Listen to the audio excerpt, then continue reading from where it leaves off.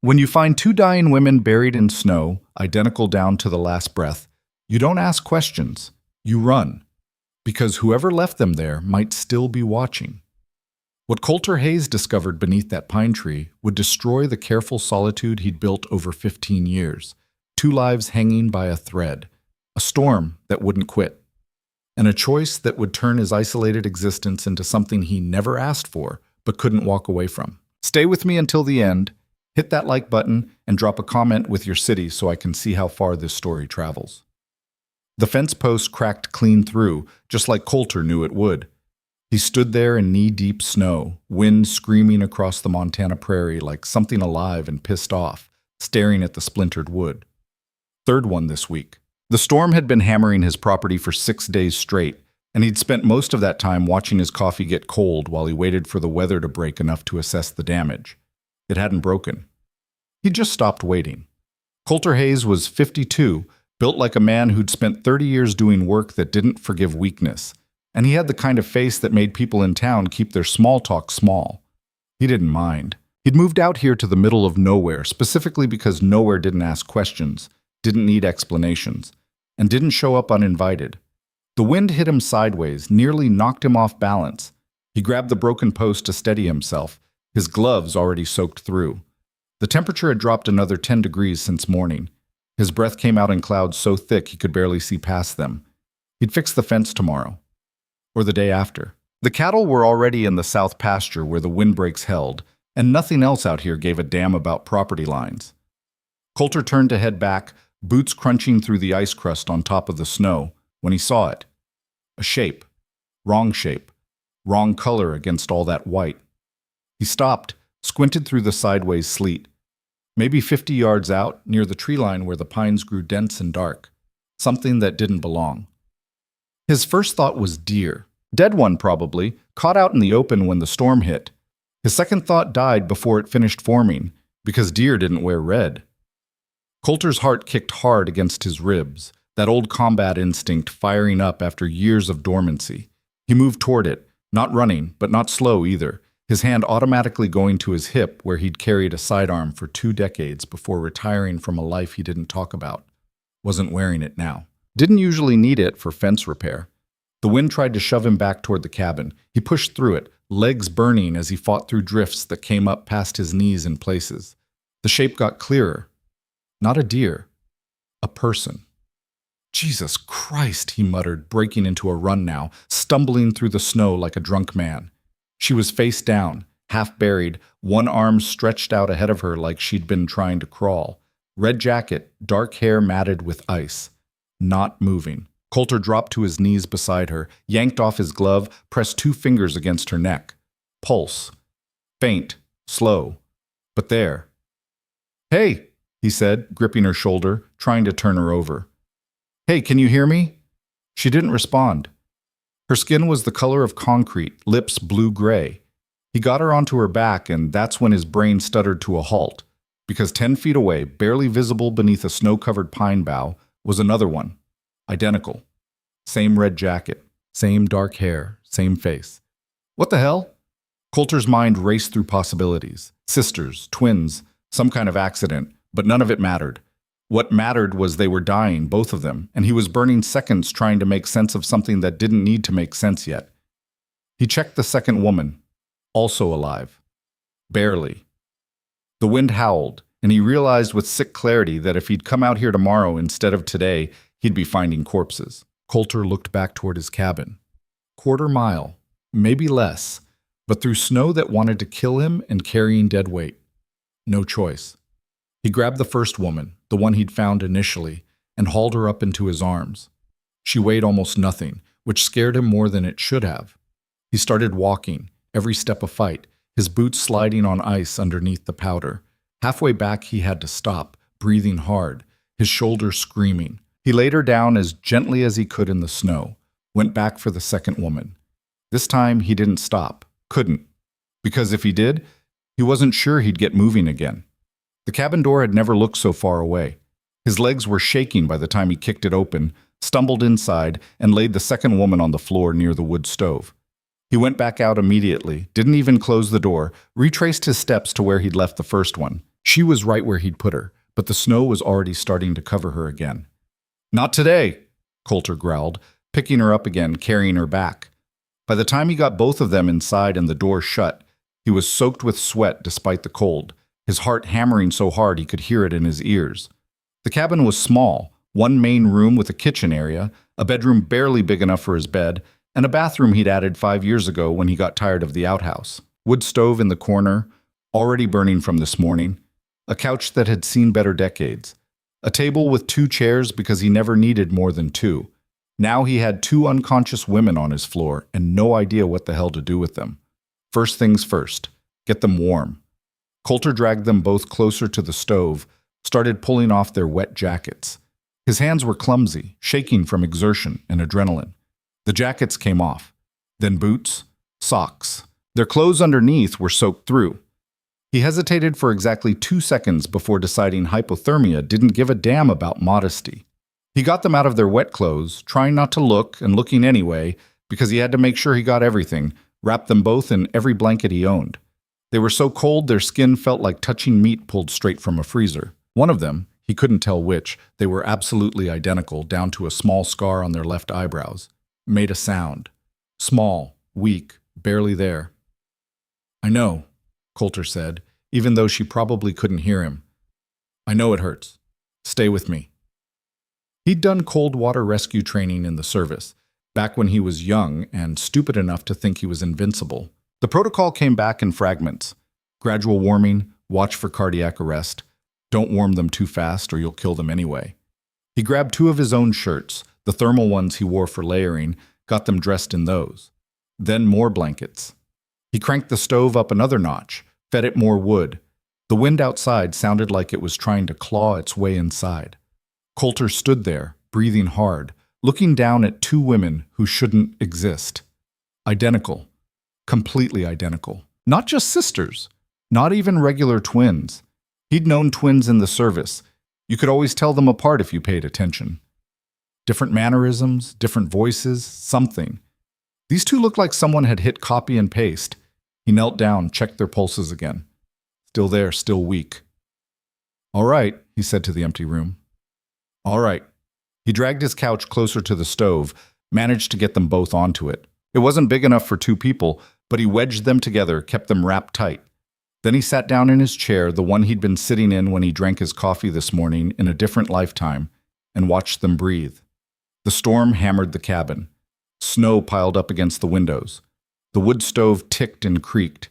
And Coulter Hayes, who'd spent 15 years avoiding exactly this kind of complication, realized he wasn't going anywhere. An hour passed. Then 2. Their color started coming back slowly. Gray-blue faded to pale. Their breathing got deeper, more regular. Coulter didn't move except to add wood to the fire. His wet clothes had dried on his body, stiff and uncomfortable, but he wasn't about to leave them to go change. He studied them while they slept, because that's what it looked like now, sleep instead of dying. Mid-20s, maybe younger. Asian features, delicate bone structure, long dark hair that was starting to dry in tangles. Both of them had the same scar over their left eyebrow, which didn't make any sense unless they'd gotten the same injury at the same time. The same marks on their wrists, too. He'd noticed when he was stripping off their wet clothes, faint circular scars, like rope burns that had healed over. Not accident victims then. Someone had tied them up. Coulter's jaw tightened. The first one stirred around the 3-hour mark. Her eyelids fluttered, and she made another sound, stronger this time. A whimper. He leaned forward. "Easy. You're safe." Her eyes opened, dark brown, unfocused, confused. She looked around the cabin, at him, at her sister, or double or whatever lying next to her, and something like panic flashed across her face. "Don't move too fast," Coulter said, keeping his voice level. "You were in the snow, both of you. I brought you inside." She tried to sit up anyway, got about 6 inches before her strength gave out. She gasped, fell back against the couch. "Water," she whispered. Her voice was raw, like she'd been screaming. Coulter stood, went to the kitchen, filled a cup from the tap. His well water was good, cold and clean and better than anything you'd get in town. He brought it back, helped her sit up enough to drink. She took small sips at first, then drained half the cup before he pulled it away. "Not too fast? You'll be sick." She looked at him, really looked this time, and he saw her making calculations. Where am I?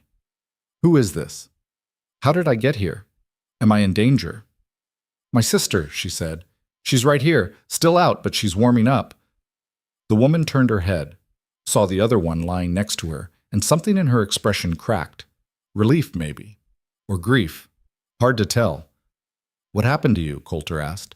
She didn't answer, just kept staring at her sister. I'm not going to hurt you, he said. But I need to know if someone's coming, if whoever left you out there is going to show up looking. Her eyes snapped back to him, sharp now despite the exhaustion. No one's coming. You sure about that? They think we're dead. The way she said it, flat, certain, made something cold settle in Coulter's gut. Who's they? Doesn't matter. She tried to sit up again, got a little farther this time. We need to leave. As soon as the Storm's not breaking, not for days. She looked toward the window, at the wall of white beyond it, and her face went carefully blank. Then we'll wait, she said. Coulter studied her. She was scared, he could see that much, but she was also doing that thing soldiers did when they were scared, locking it down, compartmentalizing, dealing with the immediate problem and nothing else. What's your name? He asked. A pause. Maylene. I'm Coulter. He nodded toward the other woman. She got a name? Leanne. She your twin? Yes. Identical. Yes. Someone tied you up. He said it like a statement, not a question. Maylene's face didn't change, but her hands curled into fists under the blanket. Yes. And then left you in a blizzard to die. Yes. Why? She looked at him for a long moment, and he saw her deciding how much truth to give him. Not all of it, he could tell that much. Maybe not even most of it. We saw something we weren't supposed to see, she said finally. They couldn't let us go, couldn't keep us. So they drove us out here and… She shrugged, the gesture stiff and painful looking. Problem solved. Except you're not dead. No, she said quietly. Not yet. The second one, Leanne, woke up 20 minutes later with a gasp that sounded like drowning. Maylene was there immediately, hands on her sister's face, speaking rapid fire in a language Coulter didn't understand. Mandarin, maybe. Or Cantonese. He'd heard both in the service but never learned to tell them apart. Leanne grabbed her sister's wrists, eyes wild, and Maylene kept talking, kept her voice low and steady until Leanne's breathing slowed, until she stopped looking around like she expected to find herself somewhere else. Somewhere worse. When Leanne finally focused on Coulter, her reaction was different from her sister's. No calculation, no careful assessment, just raw, immediate fear. She scrambled backward on the couch, nearly fell off, and Maylene had to grab her to keep her upright. It's okay, Maylene said, switching to English. He found us. He brought us inside. He's not one of them. He's no one, just some guy who lives out here. Coulter wasn't sure how he felt about being called no one, but he let it slide.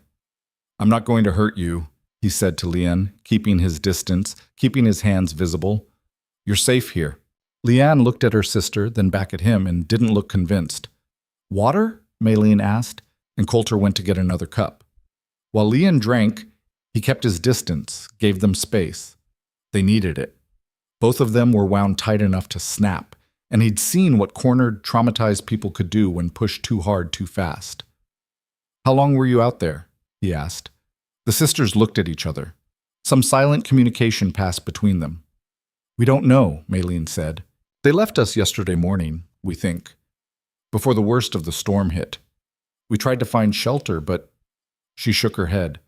Everything looked the same, white and more white. You got family? Anyone I can call when the phones come back up? No? Friends? No. Anyone who's going to report you missing? No, Maylene said again, harder this time. There's no one. It's just us. Coulter nodded slowly. All right. We'll leave as soon as we can, she added. We won't bring trouble to your door. Trouble's already here, he said, and you're not going anywhere until that storm breaks and you can walk without falling over. Leanne said something in Mandarin, sharp and fast.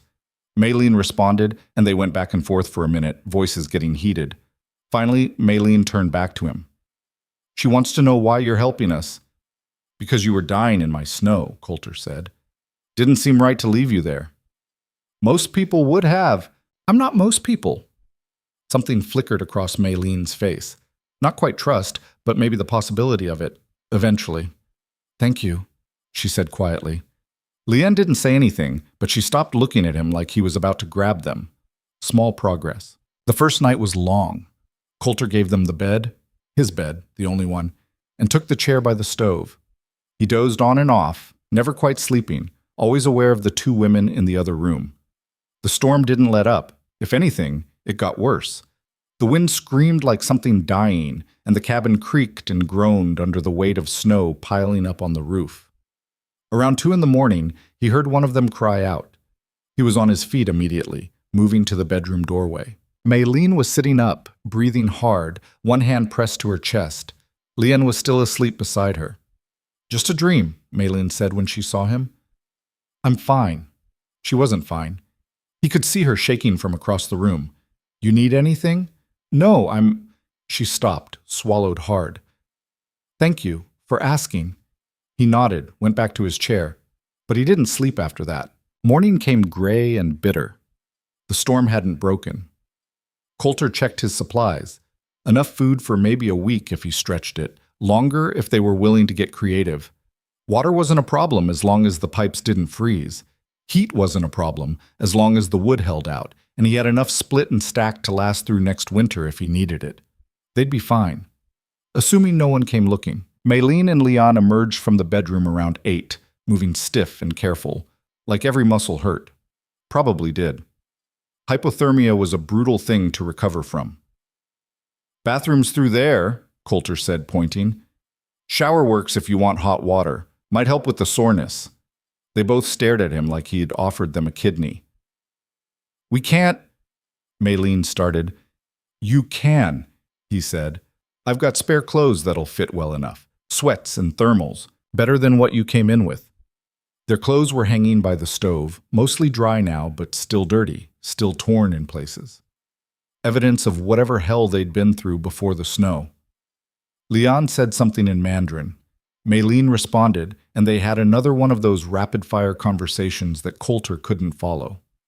She wants to know what you want in return, Maylene finally said. Coulter looked at Leon, held her gaze steady. Nothing. Your guests. Uninvited ones, but still. No one helps for nothing, Leon said. Her English was good, barely accented. Same as her sister's. I do. Why? Because I can. She didn't believe him. He could see it in her eyes. And honestly, he didn't blame her. People who'd been tied up and left to die didn't get that way by trusting strangers. Look, he said, I'm not interested in whatever you think I'm interested in. You need a place to recover. I've got space. Storm breaks. You want to leave? You leave. That's it. No strings. Maylene studied him for a long moment. You live out here alone? Yeah? Why? Because I wanted to. Running from something? Everyone's running from something, Coulter said. Difference is, I stopped. That got a small, bitter smile from her. Must be nice. Has its moments. They took turns in the shower. Maylene went first, spent 20 minutes under the hot water, and came out looking slightly more human. Coulter gave her a pair of his sweats and a thermal shirt, both about 3 sizes too big, but she rolled up the sleeves and cuffs and made it work. Leanne went next, and Coulter noticed she locked the bathroom door. Couldn't blame her for that either. While they were cleaning up, he made breakfast. Nothing fancy. Scrambled eggs, eggs, toast, coffee. But it was hot, and it was food, and when he set it on the table, both women looked at it like they hadn't eaten in days. Maybe they hadn't. Eat, he said. Don't be polite. They didn't need to be told twice. Coulter watched them demolish the food, noted the way they ate, fast, efficient, like people who'd learned not to waste time when meals came. Another data point in the growing picture of who these women were and what they'd survived. Where were you before? He asked. Before they dumped you? Maylene paused mid-bite, exchanged a look with Leanne. Seattle, she said finally, long way from Montana. Yes. How'd you get here? They drove us, van with no windows in the back. We couldn't see where we were going. How many of them? 3 men. Her voice went flat again, that same careful emptiness. Maybe more. We only saw 3. They hurt you? Both women went very still. Define hurt, Maylene said quietly. Coulter's hands tightened on his coffee cup. You need a doctor? No, nothing that won't heal on its own. He wanted to push, wanted to know exactly what had been done to them, but he could see the walls going up. Push too hard and they'd shut down completely. All right, he said instead. You need anything. Medicine, bandages, whatever. Just ask. We're fine, Leon said. First words she'd spoken directly to him since last night. Okay. They finished eating in silence. The day crawled by. Storm showed no signs of letting up. Coulter did what he could to keep busy, checked the stove, sorted his tools, reorganized his supply closet. Busy work, but it gave him something to do besides stare at 2 traumatized women and wonder what the hell he'd gotten himself into. Maylene and Leon stayed on the couch, mostly. They talked to each other in low voices, sometimes in English, sometimes in Mandarin. Coulter tried not to eavesdrop, but the cabin was small and sound carried. From what he could gather, they were trying to figure out their next move. Where to go, how to get there, what to do about the fact that they had no money, no ID, no anything. We could head south, Maylene said at one point. Maybe catch a freight train, hop off somewhere warm. With what? Leon shot back. We don't even have shoes that fit.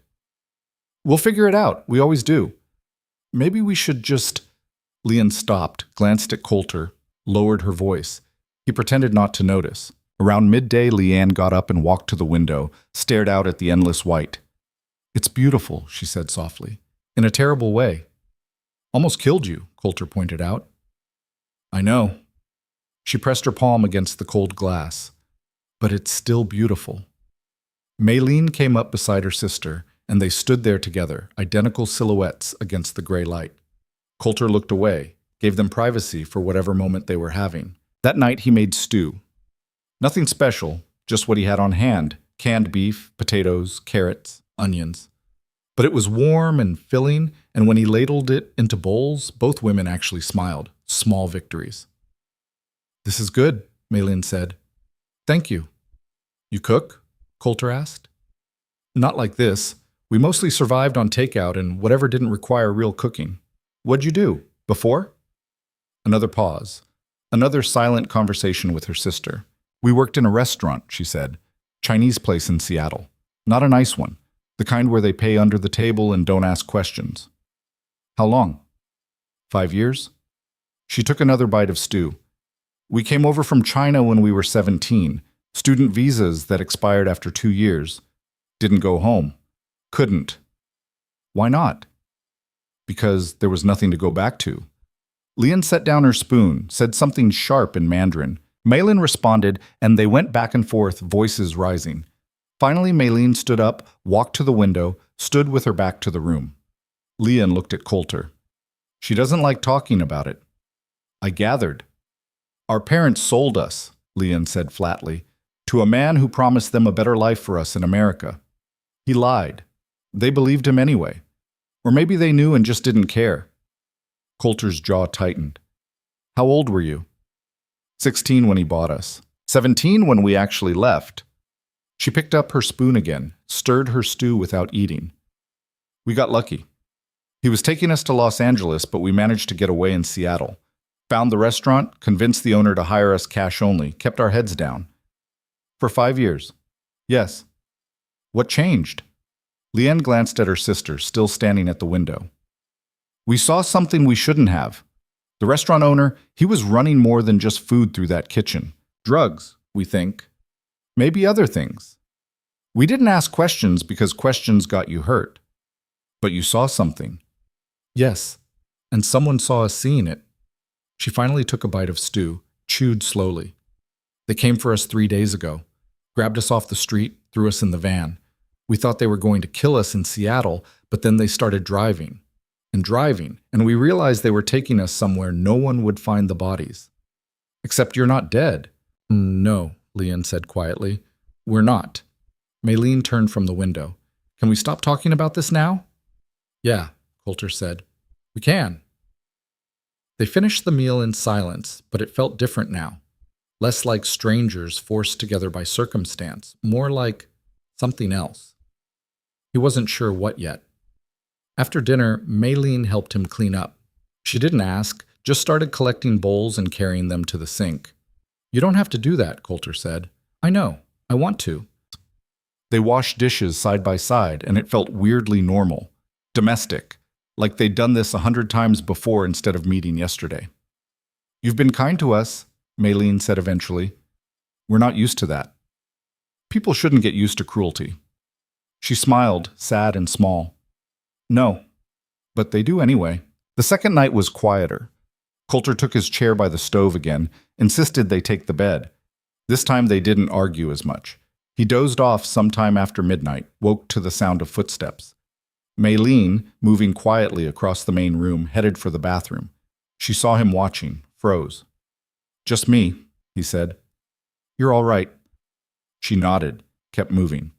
When she came back out, she didn't go straight to the bedroom. Instead, she sat down on the couch, pulled one of the blankets around her shoulders. Can't sleep? Coulter asked. Every time I close my eyes, I'm back in the snow, she said. Freezing, dying.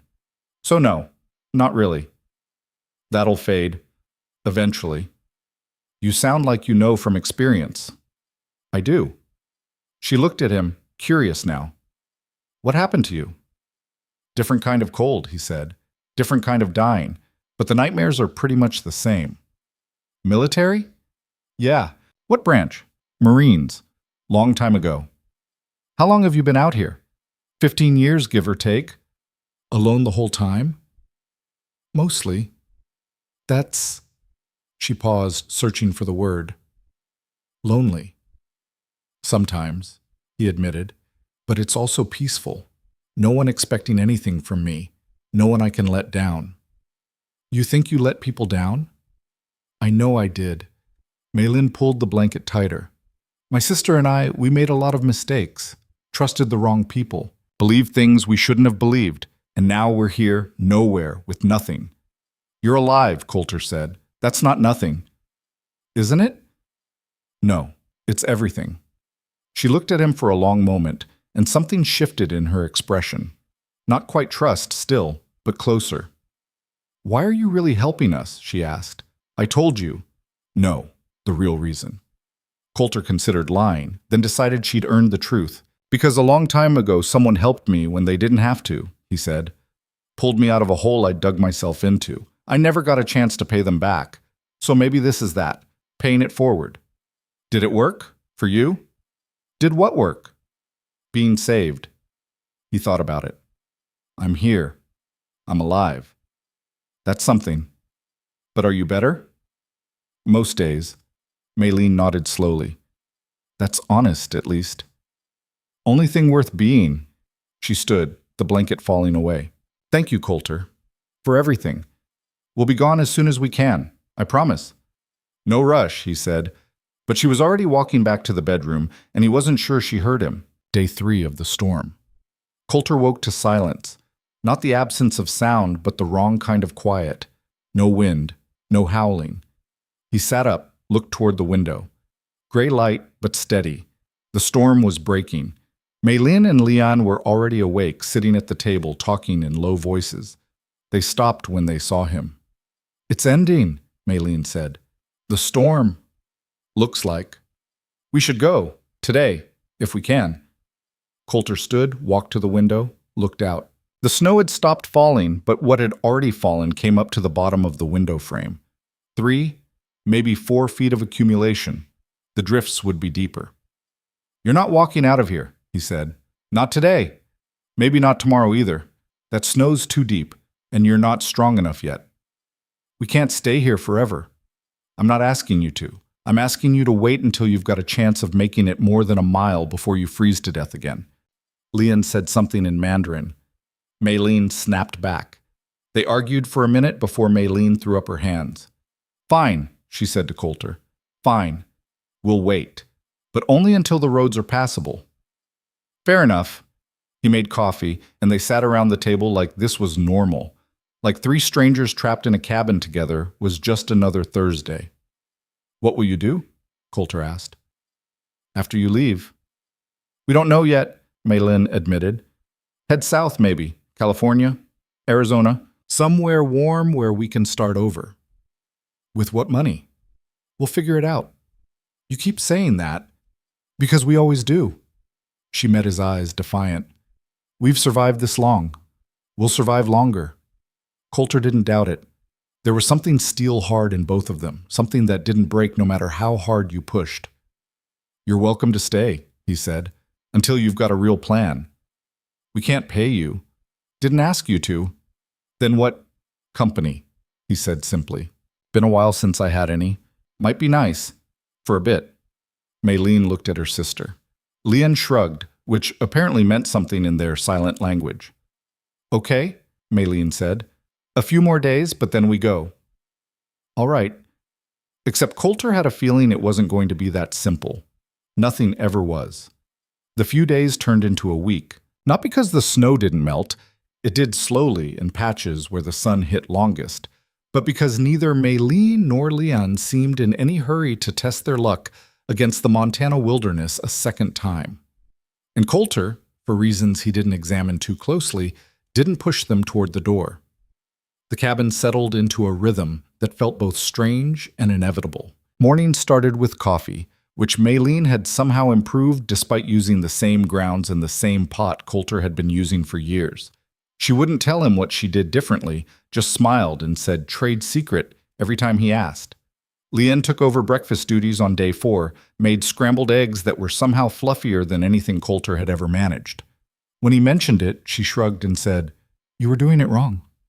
I've been making eggs for 30 years. And they've been wrong for 30 years.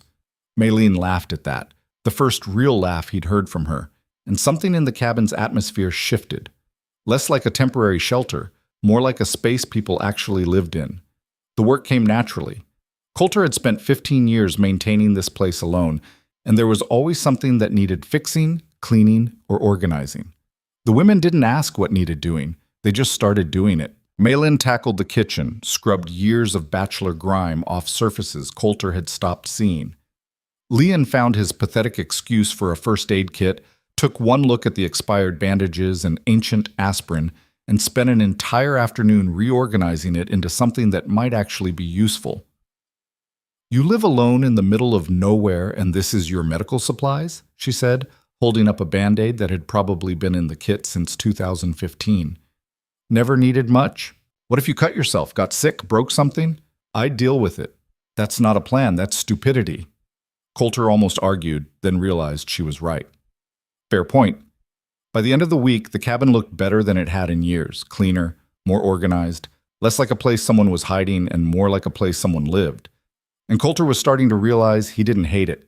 The conversations happened in fragments, scattered throughout the days. Never forced, never formal. Just people talking because there was nothing else to do and silence got old after a while. You ever get lonely out here? Maylene asked one afternoon. She was folding laundry, his laundry, which she'd insisted on washing despite his protests, and Coulter was at the table trying to fix a broken hinge on one of his cabinet doors. Sometimes, he admitted, but lonely's better than the alternative. Which is? People? She smiled. Not a fan. Most people talk too much and say too little. Gets exhausting. We talk a lot. You say things worth hearing. That's different. Maylene set down the shirt she was folding, looked at him with an expression he couldn't quite read. You're not what I expected. What did you expect? I don't know. Someone harder, maybe. Meaner. Men who live alone in places like this are usually running from something ugly. I'm running from something ugly, Coulter said. Just because I'm polite about it doesn't make it less true. What are you running from? He set down his screwdriver, looked at the cabinet door like it held answers. Myself, mostly. The person I was. The things I did. In the war? In the war, after the war. During the part where I tried to pretend the war hadn't happened. He picked up the screwdriver again, fitted it back into the screw. Turns out you can't outrun your own head, but you can at least find a quiet place where it's just you and your mistakes. Instead of you and your mistakes, and a whole city full of people you might hurt. Did you hurt people? After? Not physically, but there are other ways to hurt people. He tightened the screw, tested the hinge. Still loose. I had a wife, daughter. Lost them both because I couldn't figure out how to be a person anymore. Maylene was quiet for a moment. I'm sorry. Don't be. I earned it. The hinge finally caught, held firm. Small victory. They're better off. Last I heard, my ex remarried. Some accountant who doesn't wake up screaming. My daughter graduated college, got a good job in Denver. Happy ending for them. What about you? I'm here. That's ending enough. She picked up the laundry again, but he could feel her watching him. You ever think about reaching out? Trying to rebuild? Every day for the first 5 years. Less now. Eventually you accept that some bridges burn for good reasons. That's bleak. That's honest. Leanne appeared in the doorway then, holding a book she'd found somewhere in Coulter's limited collection. This any good? He looked at the cover. McCarthy. Blood Meridian. If you like books that make you feel terrible about humanity, it's great. Perfect, she said, and settled onto the couch to read. Maylene shook her head. She's always been like this. Give her something dark and depressing and she's happy. I'm not happy, Leanne called from the couch. I'm engaged. With misery. The best kind of engagement. Coulter found himself smiling despite the heaviness of the conversation 2 minutes ago.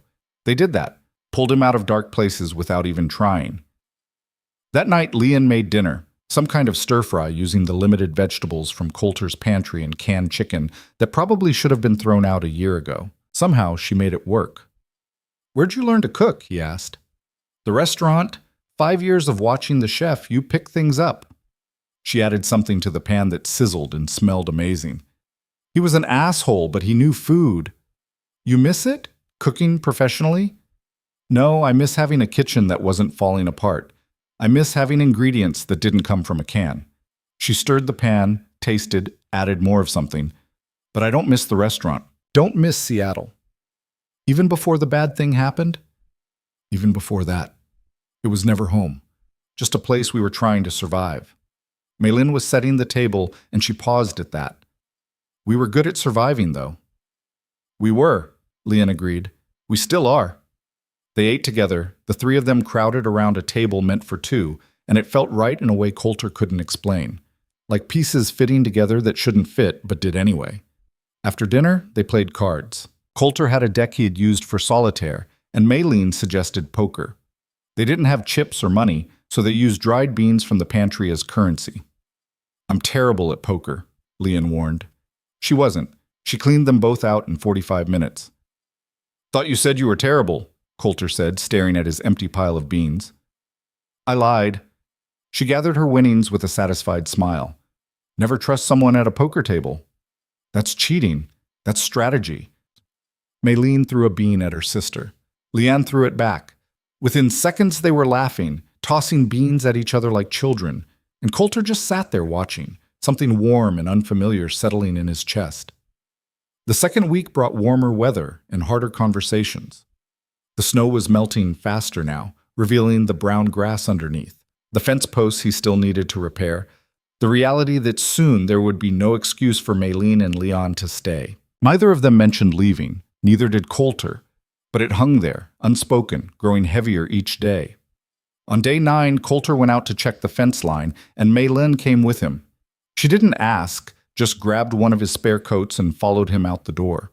The air was cold but clean, the kind of cold that woke you up instead of trying to kill you.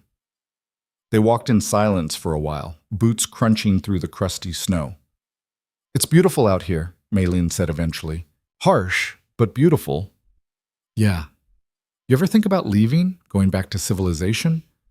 Every winter when the pipes freeze. Then spring comes and I remember why I stayed. Because it's quiet. Because it's mine.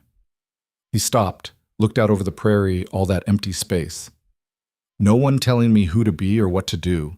No expectations except the ones I set for myself. Out here I can just exist. That sounds lonely. It was, Coulter said, past tense. Maylene looked at him, and he saw her understanding. We should go. Why? Because we're disrupting your peace. You're disrupting my isolation, not the same thing. Coulter? Where would you go? He asked. Really? You've got no money, no ID, no contacts. Winter's not over yet, even if it feels like it. You head south now, you'll be broke and homeless in some city that doesn't give a damn about you by next week. We've been homeless before. And you almost died. Twice, if you count whatever happened before the snow. He turned to face her fully. I'm not saying stay forever. I'm saying stay until you've got an actual plan that doesn't involve hoping for the best and praying nothing goes wrong. We don't pray, Maylene said quietly. Figure of speech. She was quiet for a long time, staring out at the same empty prairie. What if we can't come up with a plan? What if there's nowhere for us to go? Then you stay until there is. You can't mean that. Why not? Because you don't know us. Not really. We could be terrible people. Are you? I don't know anymore, she said, and her voice cracked. We've done things, Coulter. Bad things. Things we had to do to survive, but that doesn't make them good. Everyone's done things they regret. Question is whether you do them again. Some of them, yes. If it meant protecting my sister. She looked at him, defiant and vulnerable at once. Does that make me a bad person? Makes you human. That's not an answer. It's the only answer I've got. They stood there in the cold, and Coulter watched her wrestle with something internal, some decision she was trying to make. We can't pay you, she said finally, already established that. And we can't promise we'll be easy guests. Nothing worth having is easy. You really believe that? I'm starting to. Maylene smiled, small and uncertain. Okay. Okay, what? Okay, we'll stay. For a bit. Until we figure things out. Good.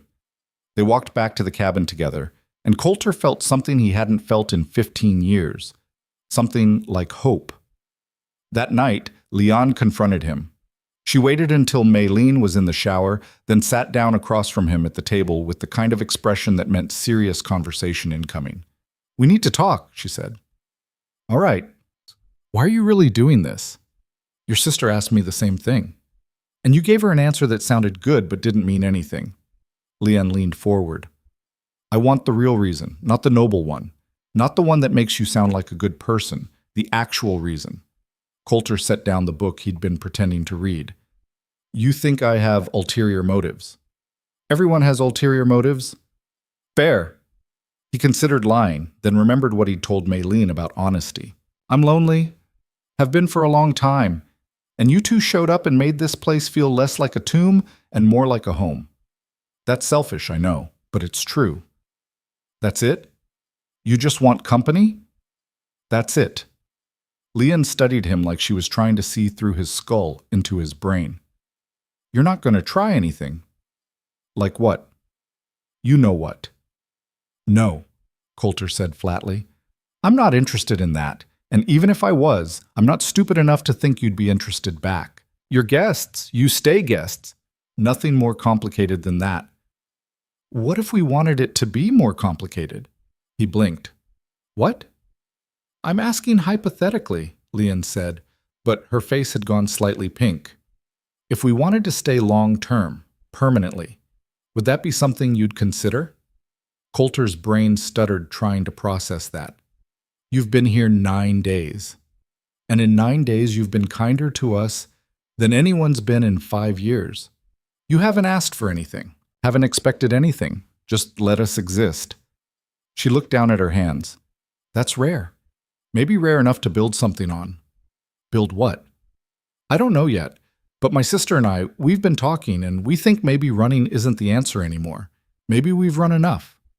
Leanne, I'm not asking you to decide right now. I'm just saying it's something we're thinking about. Something we wanted you to know we're thinking about. She stood up. Don't freak out. We're not going to make it weird. Little late for that, she smiled. Yeah, probably. Then she went to join her sister in the bedroom, leaving Coulter sitting at the table trying to figure out what the hell just happened. The days blurred together after that. Work and meals and conversations that never quite addressed the elephant in the room but danced around it constantly. Maylene started helping with the outdoor work, mending fences, checking the cattle, splitting wood for the stove. She was stronger than she looked, and she didn't complain even when the work was hard and her hands blistered. Leanne took over the garden plot Coulter had been neglecting for 3 years. She spent hours out there, clearing dead plants, turning soil, planning what to plant come actual spring. When he asked why she bothered, she said, "Because fresh vegetables are better than canned, and I'm tired of eating from cans." It felt like they were building something. Coulter just wasn't sure what. On day 14, the power went out. Not unusual for this area. The grid out here was old and temperamental, but the timing was garbage. Temperature had dropped again, one of those late-season cold snaps that reminded you winter wasn't done yet. Coulter got the generator running, but it only had enough fuel for a few hours. After that, they'd be relying on the wood stove alone. "How long does the power usually stay out?" Maylene asked. "Depends. Could be a few hours, could be a few days. And if it's a few days, we'll be fine. Done it before." But he could see the worry on both their faces, and he understood. They'd nearly frozen to death 2 weeks ago. The idea of being cold again, even safely inside, had to be triggering. "Hey," he said, "look at me. We're not going to freeze. Worst case, we all sleep in the main room near the stove. It'll be cozy, but we'll be warm." "Cozy," Leanne repeated. "That's one word for it." By nightfall, the temperature inside had dropped to the point where their breath was visible. Coulter loaded the stove with as much wood as it would hold, got the fire burning hot and bright. They dragged the mattress from the bedroom into the main room, set it up near the stove, piled every blanket they owned on top of it. "This is ridiculous," Maylene said, but she was already climbing under the covers. Leanne followed, and they both looked at Coulter expectantly. "I'll take the chair," he said. "Don't be stupid," Leanne said. "You'll freeze. I've slept in worse." "Coulter," Maylene's voice was firm. "Get in the bed. We're all adults. We can share space without making it weird." He hesitated, then realized she was right. Pride wasn't worth hypothermia. He climbed in, careful to stay on his side, giving them as much space as possible. The mattress wasn't big enough for 3 people. Not really, but they made it work. The fire crackled. The wind howled outside, familiar and almost comforting now. "This is weird," Leanne said. "You're the one who said not to make it weird," Maylene pointed out. "I said we're adults. Didn't say it wasn't weird." Coulter felt himself smiling in the dark. "Go to sleep." "Bossy," Leanne muttered, but he could hear the smile in her voice too. They settled in, the 3 of them packed together like sardines. And despite the absurdity of the situation, Coulter felt warm. Not just physically, though that too. Something deeper. Somewhere in the night, he woke to find Maylene had rolled closer in her sleep, her head resting against his shoulder. Leanne was on the other side, curled up with her back to him. He should have moved, should have put distance between them. He didn't. Instead, he lay there in the dark, listening to them breathe, and thought about what Leanne had said, about building something, about staying. And for the first time in 15 years, Coulter Hayes let himself want something more than solitude. The power came back on after 2 days. Life returned to normal, or whatever normal had become. But something had shifted. Some line had been crossed. They didn't go back to sleeping in separate rooms. Nobody suggested it. Nobody questioned it. It just became how things were. Coulter told himself it was practical. The bedroom was still colder than the main room, and the stove kept the whole space warm. But he knew that was bullshit. They were choosing this. All 3 of them. "We need to talk about this," he said one morning, after Maylene had made coffee and Leanne had made eggs, and they'd all eaten breakfast like this was completely normal. "About what?" Maylene asked, too innocent. "You know what." "Do I?" "Maylene," she sighed, set down her coffee. "Fine. Yes. We're sleeping in the same bed. Yes, it's unconventional. No, nothing inappropriate is happening. Are you uncomfortable?" "That's not the point." "Then what is?" "I need to know what this is," Coulter said. "What we're doing. Because from where I'm sitting, this is starting to look like something permanent, and I need to know if I'm reading that wrong." Leanne and Maylene exchanged one of their looks, that silent communication they'd perfected over a lifetime. "We want to stay," Maylene said finally. "Not temporarily. Not until we figure things out. We want this to be home." "Here? With me?" "Yes." "Why?" "Because we feel safe here," Leanne said. "For the first time in 5 years, maybe ever, we feel safe. You don't want anything from us except our company, You don't expect us to be anything except who we are. That's, she struggled for the word. That's everything. Coulter's heart was beating too fast. You barely know me. We know enough, Maylene said. We know you're kind. We know you're honest. We know you pulled us out of the snow and didn't ask for anything in return. That's more than most people would do. And we know we want to build something here, Leanne added, with you, if you'll let us. Build what exactly? A life, Maylene said simply. A real one. Not just survival. Not just running. Something permanent. Coulter looked between them. These two women who'd crashed into his life 2 weeks ago and turned everything upside down. He should have been scared, should have been hesitant. He wasn't. Okay, he heard himself say. Okay, Maylene repeated. Okay, stay. Build a life. Whatever that looks like. He ran a hand through his hair. I don't know what I'm doing. I haven't done this, any of this, in a long time. I'll probably screw it up. We'll all screw it up, Leanne said, but we'll figure it out together. Together, Coulter repeated, testing the word. It felt right. That afternoon, Maylene found him in the barn, working on the truck that hadn't run in 3 years. Can I help? She asked. You know anything about engines? No, but I can hand you tools and keep you company. He smiled. That works. She sat on an overturned crate, watching him work. They didn't talk much, but the silence was comfortable. After a while, she said, Thank you. For what? For saying yes. For giving us a chance. Coulter looked up from the engine. You gave me a chance too. Brought life back to this place. Made it feel like more than just a spot on a map where I wait to die. That's dark. That's what it was before you showed up. Maylene was quiet for a moment. What do you want, Coulter? From this? From us? Honestly? Always. I want what I had before and lost. A family. People who matter. A reason to fix the fence and plant the garden and give a damn about tomorrow. He set down his wrench. I want to matter to someone again.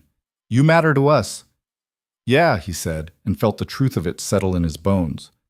Yeah, I'm starting to believe that. She stood, walked over to him, and did something that surprised them both. She hugged him. Just wrapped her arms around him and held on. Coulter froze for half a second, then hugged her back. They stood like that in the quiet barn, and for the first time in 15 years, Coulter Hayes felt like he'd come home. The barn hug lasted maybe 10 seconds, but it changed everything. After that, the walls came down piece by piece. Not all at once. Nobody was ready for that. But slowly, in moments that felt both inevitable and terrifying. 3 days after their conversation in the barn, Leanne found Coulter on the porch at dawn, coffee in hand, watching the sun come up over the prairie. Can't sleep? She asked, settling into the chair next to him. Old habit. Been waking up at 5:30 for 30 years. Body doesn't know how to do anything else. Me too. Different reason, though. She pulled her knees up to her chest, wrapped her arms around them. I used to wake up early to make sure Maylene was still breathing. When we first got to Seattle, when things were bad, I'd wake up every few hours just to check. She know you did that? Probably. We don't talk about it. Leanne watched the sky lighten, purple to pink to gold. You ever have nightmares? About the war? Every night for the first 10 years. Less now, but they still come around. What do you do when they come? Used to drink. Then I got sober and realized drinking just meant I had nightmares and a hangover. Now I just ride them out. Get up, make coffee, remind myself I'm here and not there. Does it work? Most of the time. They sat in silence for a while, watching the morning happen. I'm scared, Leanne said eventually, so quiet he almost missed it. Of what? This. Us. Building something that matters. She looked at him, and her eyes were wet. Because everything I've ever cared about has been taken away or destroyed or turned into something ugly. And I don't think I can survive losing something else. Coulter set down his coffee, turned to face her fully. You're not going to lose this. You can't promise that. No, but I can promise I'm not going anywhere. And I can promise that whatever happens, you won't face it alone. Why? The word came out broken. Why do you care? We're nothing to you. Strangers who showed up and disrupted your entire life. You stopped being strangers the moment I carried you out of that snow, Coulter said. And you stopped being disruptive the moment I realized I didn't want you to leave. Leanne wiped her eyes with the back of her hand. Maylene thinks I'm being paranoid. She says we should just accept that good things can happen and stop waiting for the other shoe to drop. What do you think? I think Maylene's an optimist who's been through the same hell I have and somehow came out still believing people can be good. And I think I'm a pessimist who wants desperately to believe she's right. Then believe her, Coulter said. Take the risk. Let this be good. And if it falls apart, then it falls apart and we deal with it. But at least we'll have had something real first. Leanne looked at him for a long moment, then nodded. Okay. Okay? Okay, I'll try. To believe this can work. To stop waiting for everything to go wrong. She stood up, walked to the porch railing, gripped it tight. Fair warning, though, I'm going to be terrible at it. I've been terrible at most things for the last 15 years. We'll be terrible together. That got a small laugh out of her, and Coulter counted it as a win. The conversation they'd all been avoiding happened on a Tuesday. They were in the kitchen, Maylene washing dishes, Leon drying, Coulter putting them away, when Maylene just stopped, hands in the soapy water, and said, "We need to talk about what this is." Coulter had been expecting it, but his stomach still dropped. All right. Maylene turned off the water, dried her hands. We've been living together for 3 weeks, sleeping in the same bed, building a life, but we haven't actually defined what that life looks like. What do you want it to look like? He asked. That's the thing. I don't know. I've never done this before. Neither has Leanne. We don't have a roadmap. Neither do I, Coulter admitted. My marriage was traditional, normal. This, he gestured vaguely at the three of them. This is something else entirely. Does that bother you? Leanne asked. Should it? Most people would say yes. I'm not most people. Maylene leaned against the counter and Coulter could see her choosing her words carefully. My sister and I, we've always been a unit. Always. Even when things were terrible, we had each other. That's not going to change. I'm not asking it to.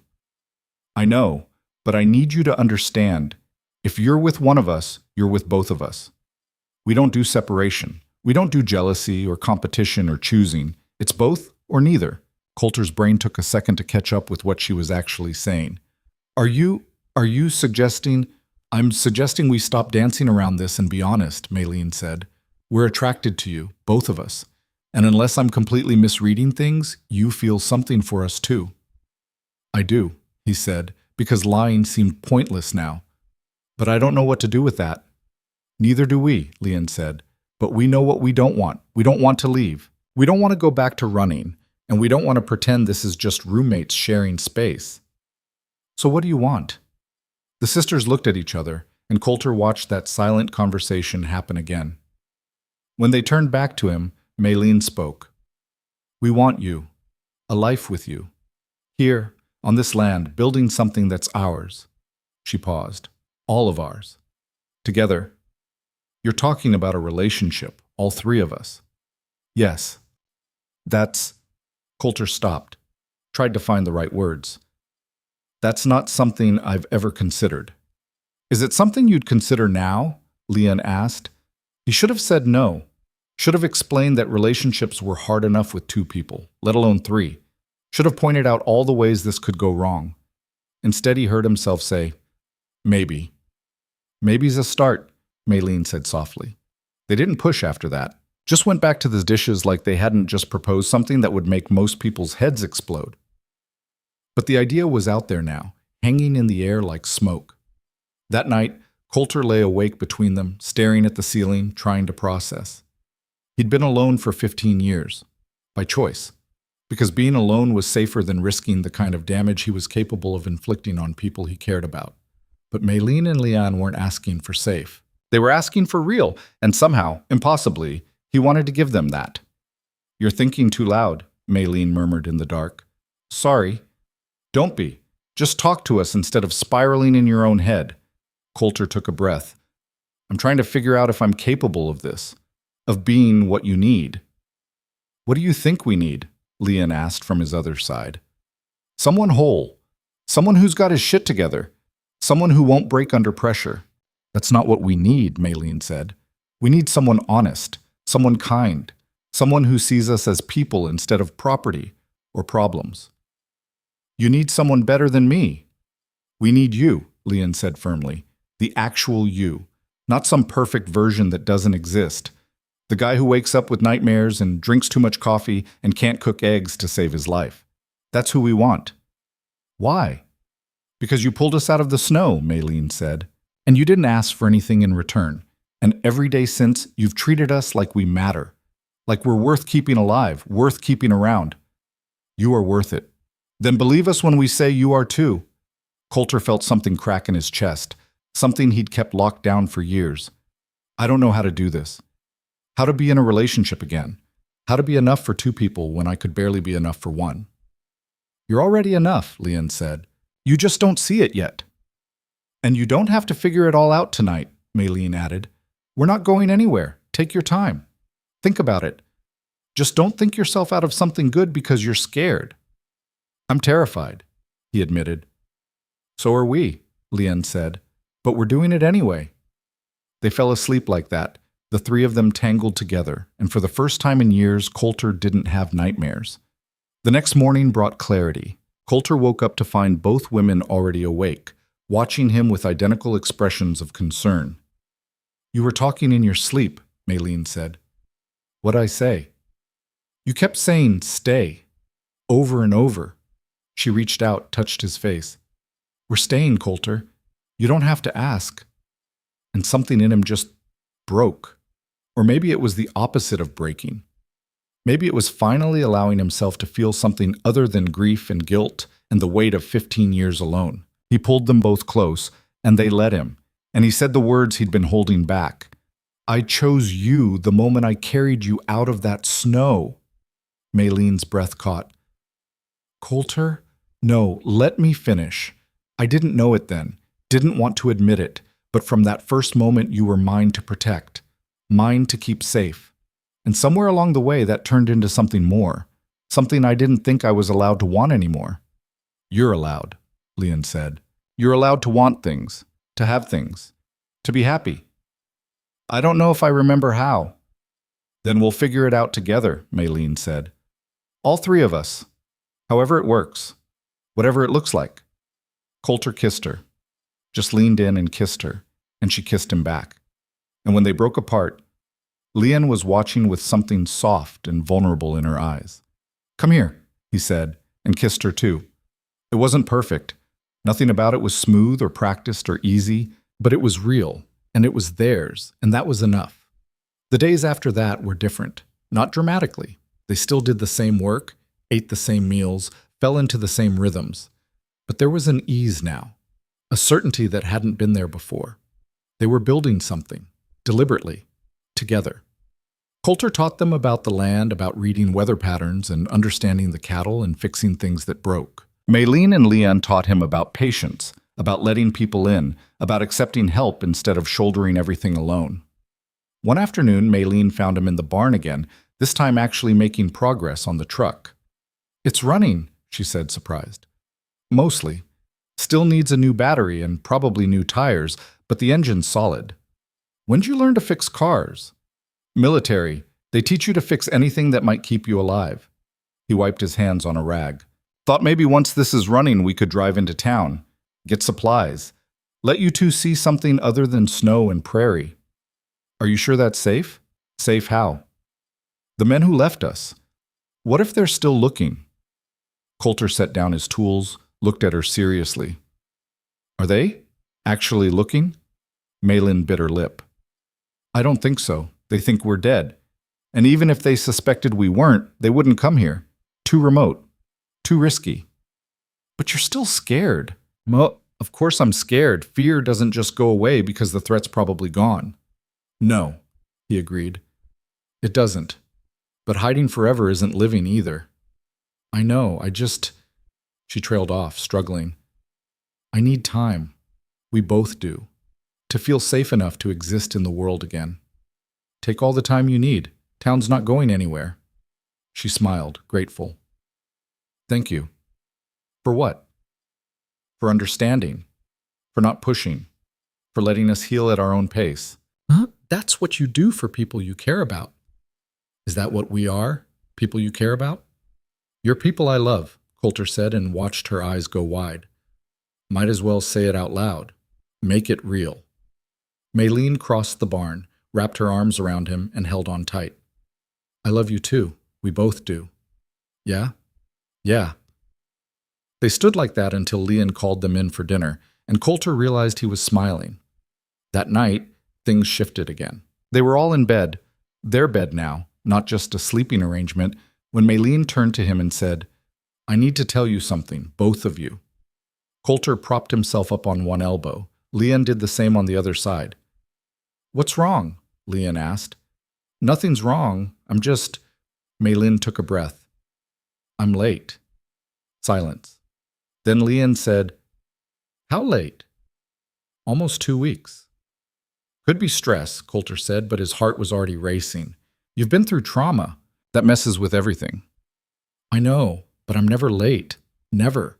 Even when things were terrible in Seattle, my cycle was like clockwork. She looked between them. I think I might be pregnant. Leon sat up fully. From when?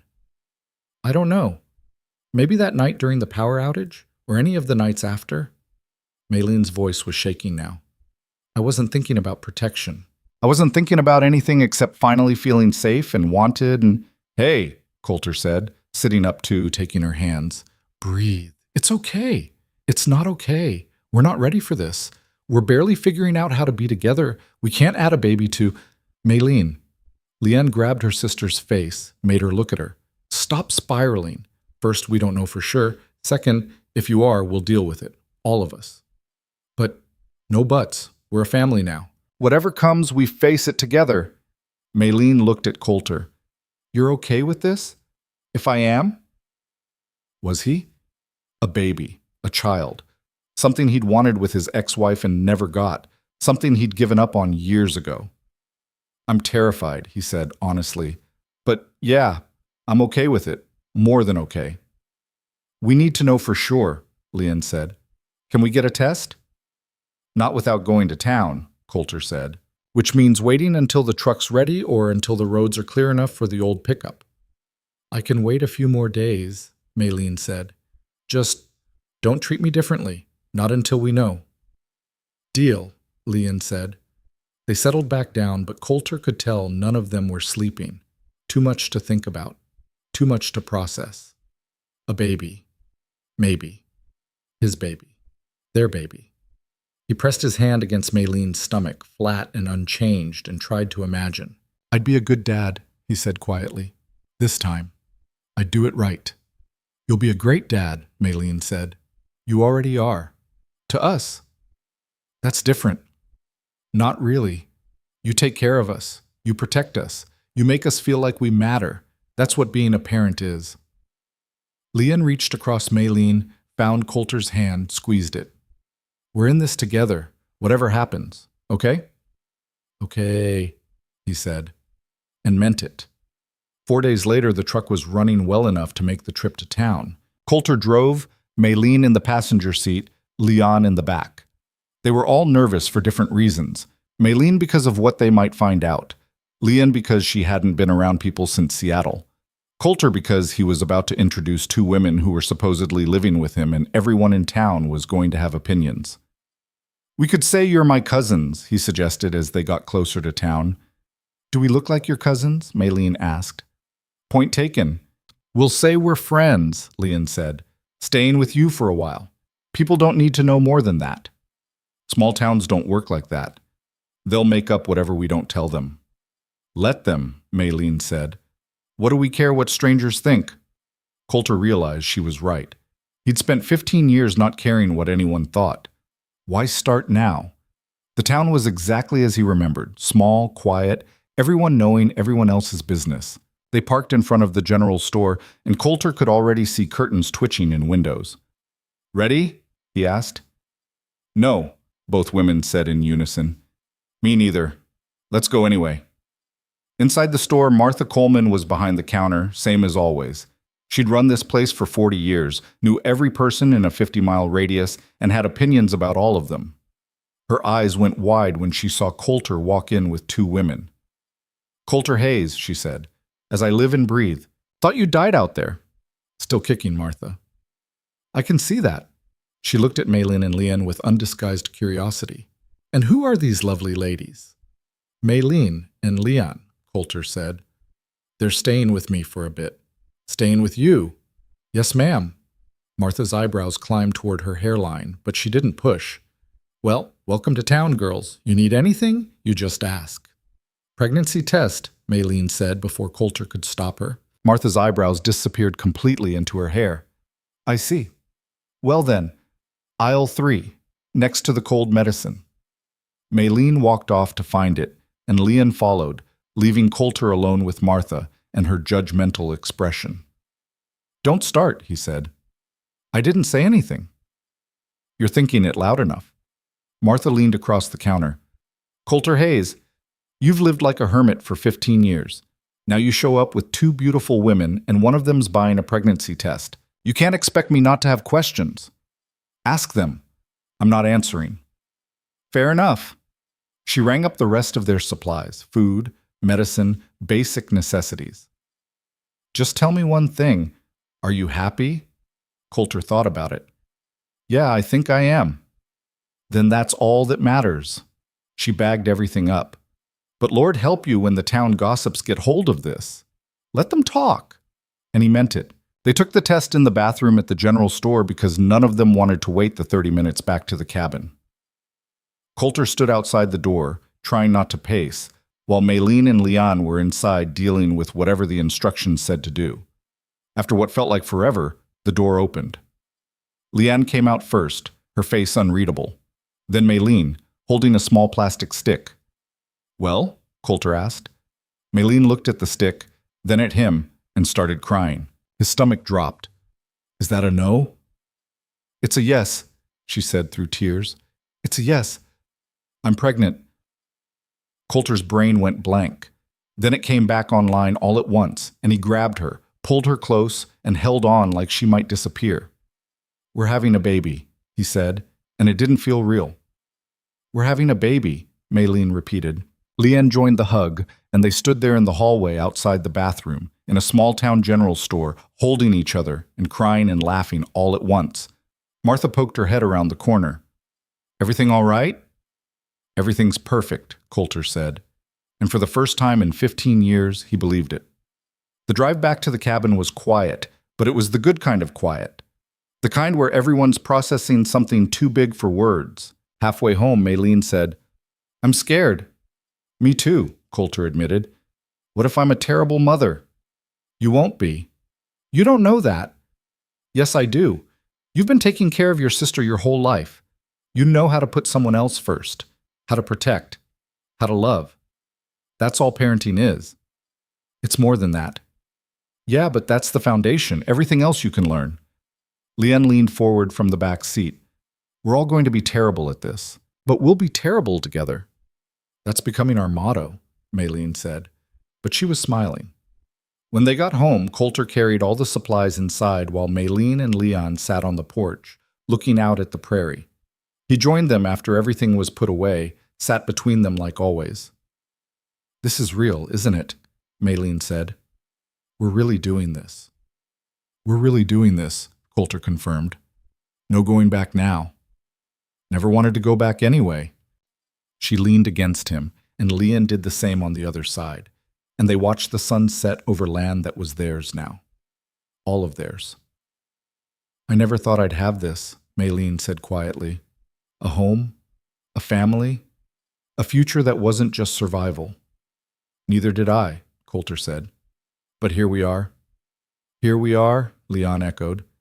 And as the sky turned from gold to pink to purple, Coulter Hayes realized he'd finally found what he'd been looking for in 15 years of solitude. He'd found something worth living for.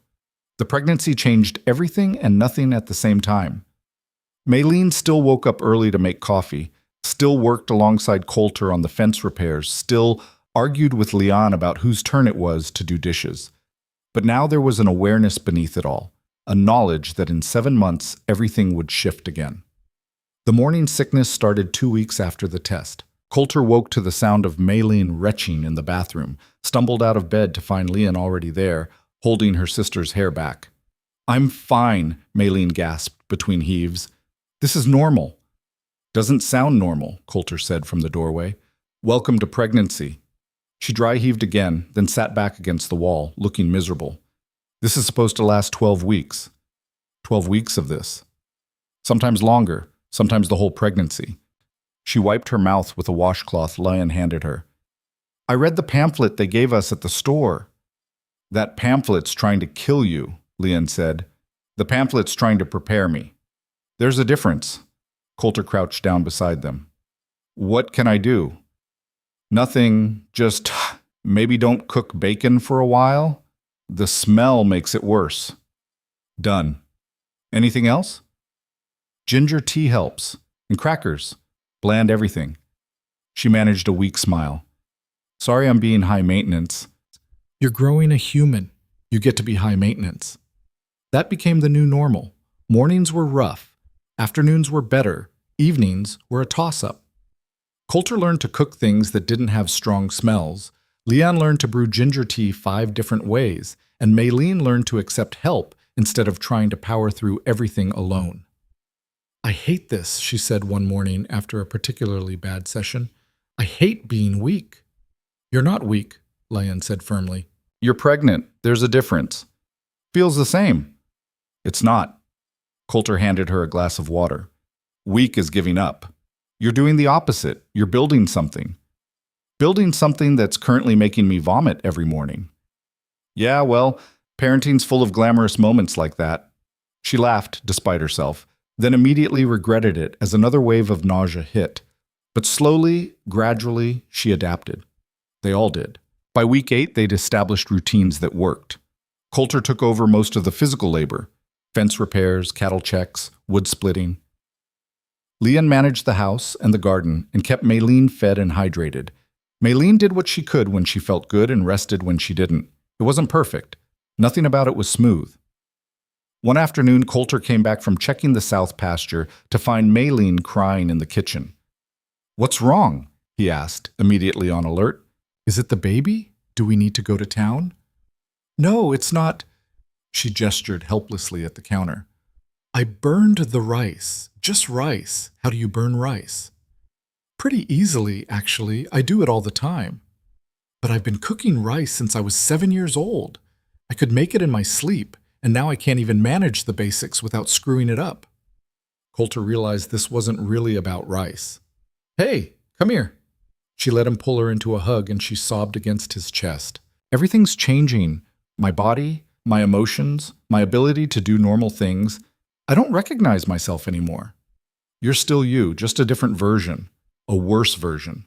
A pregnant version, which means hormones are turning your brain into soup and making you cry over rice. Completely normal. I hate it. I know, but it's temporary. 7 more months isn't temporary. It'll go faster than you think. It didn't. The weeks crawled by, each one bringing new challenges. Week 10 brought food aversion so severe that Maylene could barely eat anything. Week 12 brought exhaustion that had her sleeping 14 hours a day. Week 14 brought the first real scare when she had cramping so bad they drove to town in a panic, only to have the doctor tell them it was normal and send them home. Normal, Maylene said in the truck on the way back. Everything terrible is apparently normal. Your body's doing something incredible, the doctor had said. Of course it's uncomfortable. Uncomfortable is an understatement. But week 16 brought something that changed everything. Maylene was lying on the couch, Lian reading beside her, Coulter working on repairing a chair that had finally given up after 20 years of use. The afternoon was quiet, peaceful. Then Maylene sat up fast, eyes wide. What? Lian asked immediately. What's wrong? Nothing's wrong, She pressed her hand to her stomach. I felt something, like a flutter. The baby! Coulter was across the room in 2 seconds. I think so. It's so small, but it's definitely there. She grabbed his hand, pressed it against her stomach. Can you feel it? He couldn't, not yet, but watching her face light up with wonder was enough. That's our baby, she said, and her eyes filled with tears. That's really our baby in there. Leanne put her hand on her sister's stomach too, and they all sat there waiting for another flutter that didn't come. But it didn't matter. They'd felt it once. Proof of life. Proof that this was real. "We're having a baby," Maylene whispered. "We're having a baby," Coulter agreed and felt something settle in his chest, something that felt like purpose. After that, things got easier. The morning sickness faded, the exhaustion lifted, and Maylene started to show. Just a small bump at first, barely noticeable. But by week 20, it was undeniable. "I'm getting fat," she said, standing sideways in front of the mirror. "You're pregnant," Leanne corrected. "There's a difference." "My jeans don't fit anymore." "Then we'll get you new jeans." "With what money?" That was a problem they'd been dancing around for weeks. Coulter had savings, enough to keep them fed and housed. But babies were expensive, and eventually they'd need things his savings couldn't cover. "I'll pick up work in town," he said. "Construction, ranch hand jobs, whatever's available." "You hate working for other people." "Yeah, but I love you more than I hate that. We'll make it work." And they did. Coulter started taking odd jobs in town, repairing fences for ranchers, fixing roofs, helping with cattle drives. The work was hard and the pay wasn't great, but it was enough to buy maternity clothes and prenatal vitamins and the 100 other things they needed. Maylene hated that he was working extra. "This is my baby. I should be providing." "It's our baby," Coulter corrected, "and you are providing. You're literally building a human from scratch." "I think that counts.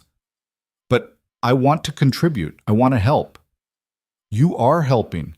You're growing our family. That's the most important job there is." She didn't look convinced, but she stopped arguing. Week 24 brought another trip to town for a checkup. The doctor did an ultrasound, and for the first time they saw the baby on a screen. "Everything looks good," the doctor said. "Strong heartbeat, good growth. You want to know the sex?"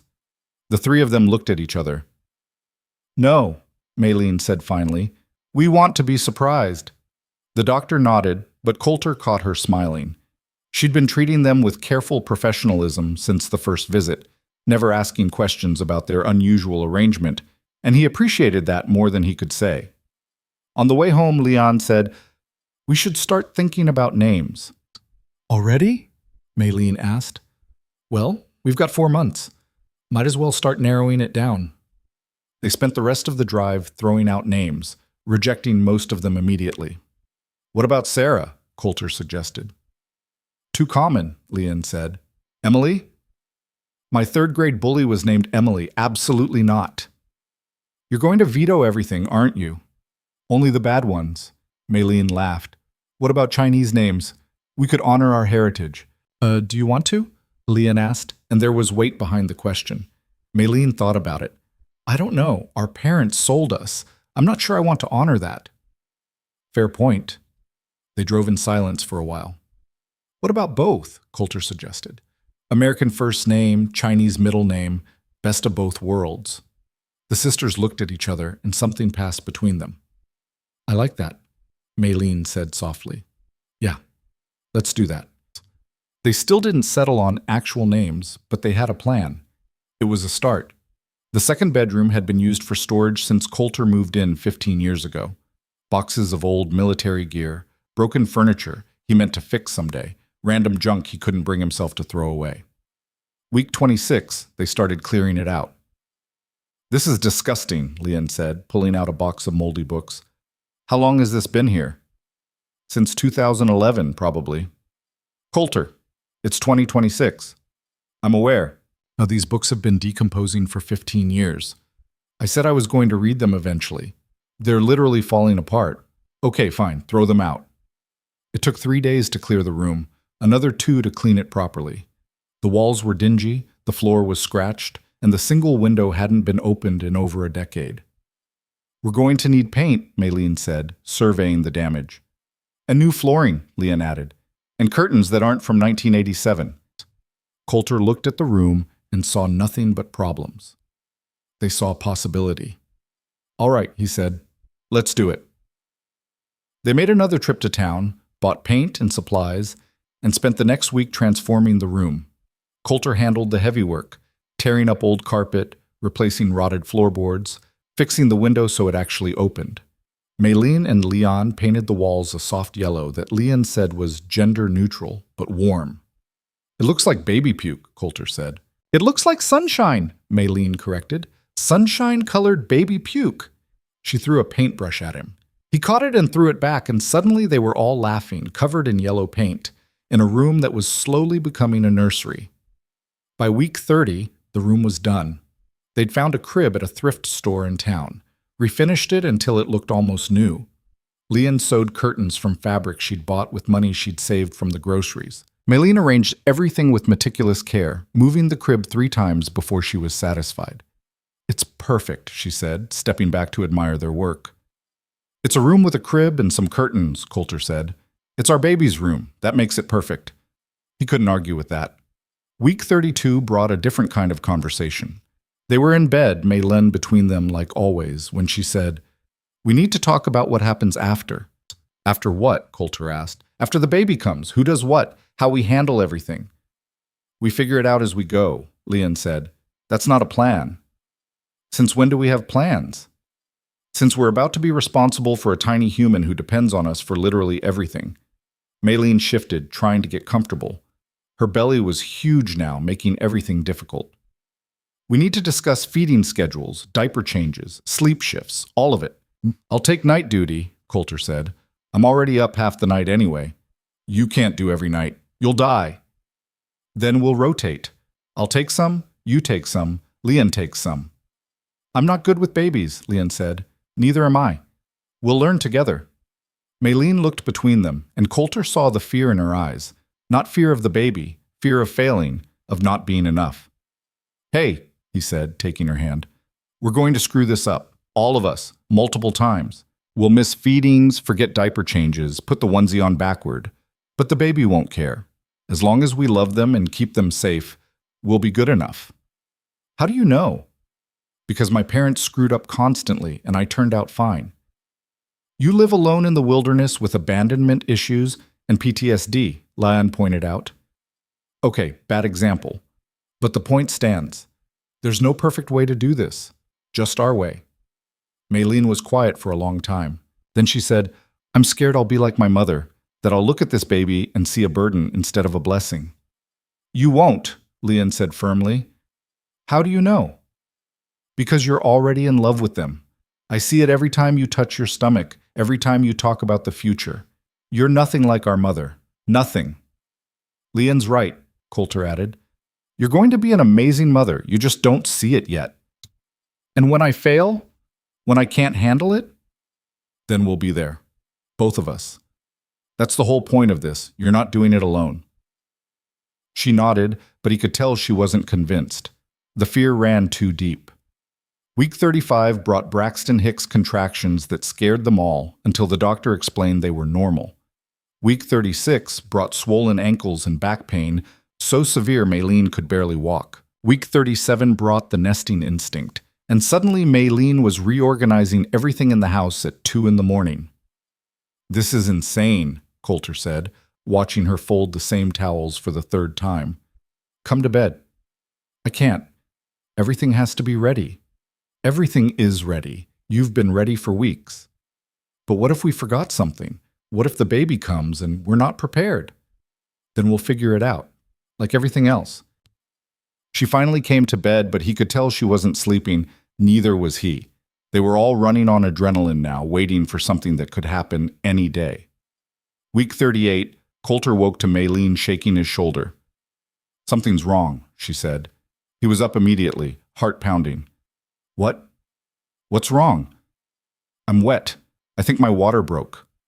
You think or you know? I know. It definitely broke. She sounded calm, but he could see the panic in her eyes.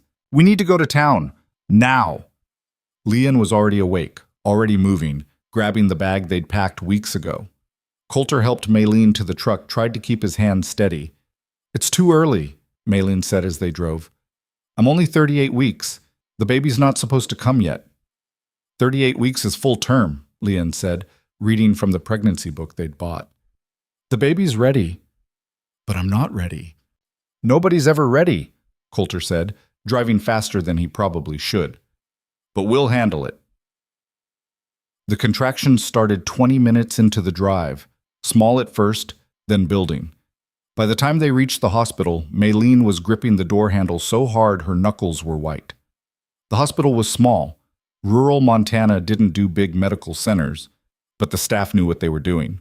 They got Maylene into a room, checked her, confirmed she was in labor. "How long?" Coulter asked the nurse. "Hard to say. First babies can take a while, could be hours, could be longer." It was longer, much longer. 14 hours of contractions that got progressively worse. 14 hours of Maylene crying and cursing and squeezing his hand so hard he thought she might break bones.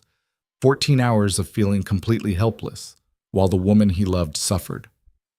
"I can't do this," she gasped between contractions. "I can't." "You can," Leanne said, wiping her sister's face with a cool cloth.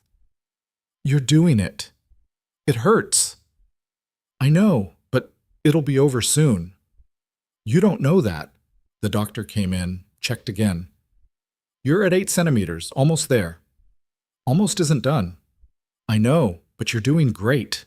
2 more hours. 2 more hours of pain and fear and Coulter feeling like the most useless person in the world because all he could do was stand there and watch. Finally, the doctor said, "Okay, it's time to push."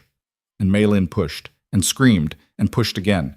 Coulter had seen combat, had seen people die in front of him, but nothing had prepared him for watching someone he loved go through this. "One more," the doctor said. "One more big push." Maylene pushed, and Coulter heard a sound that stopped his heart. A cry. Small and angry, and absolutely perfect. "It's a girl," the doctor said, holding up a tiny red screaming thing. A girl. They had a daughter. The doctor cleaned her, wrapped her in a blanket, and handed her to Maylene. And Coulter watched Maylene's face transform from exhaustion to wonder.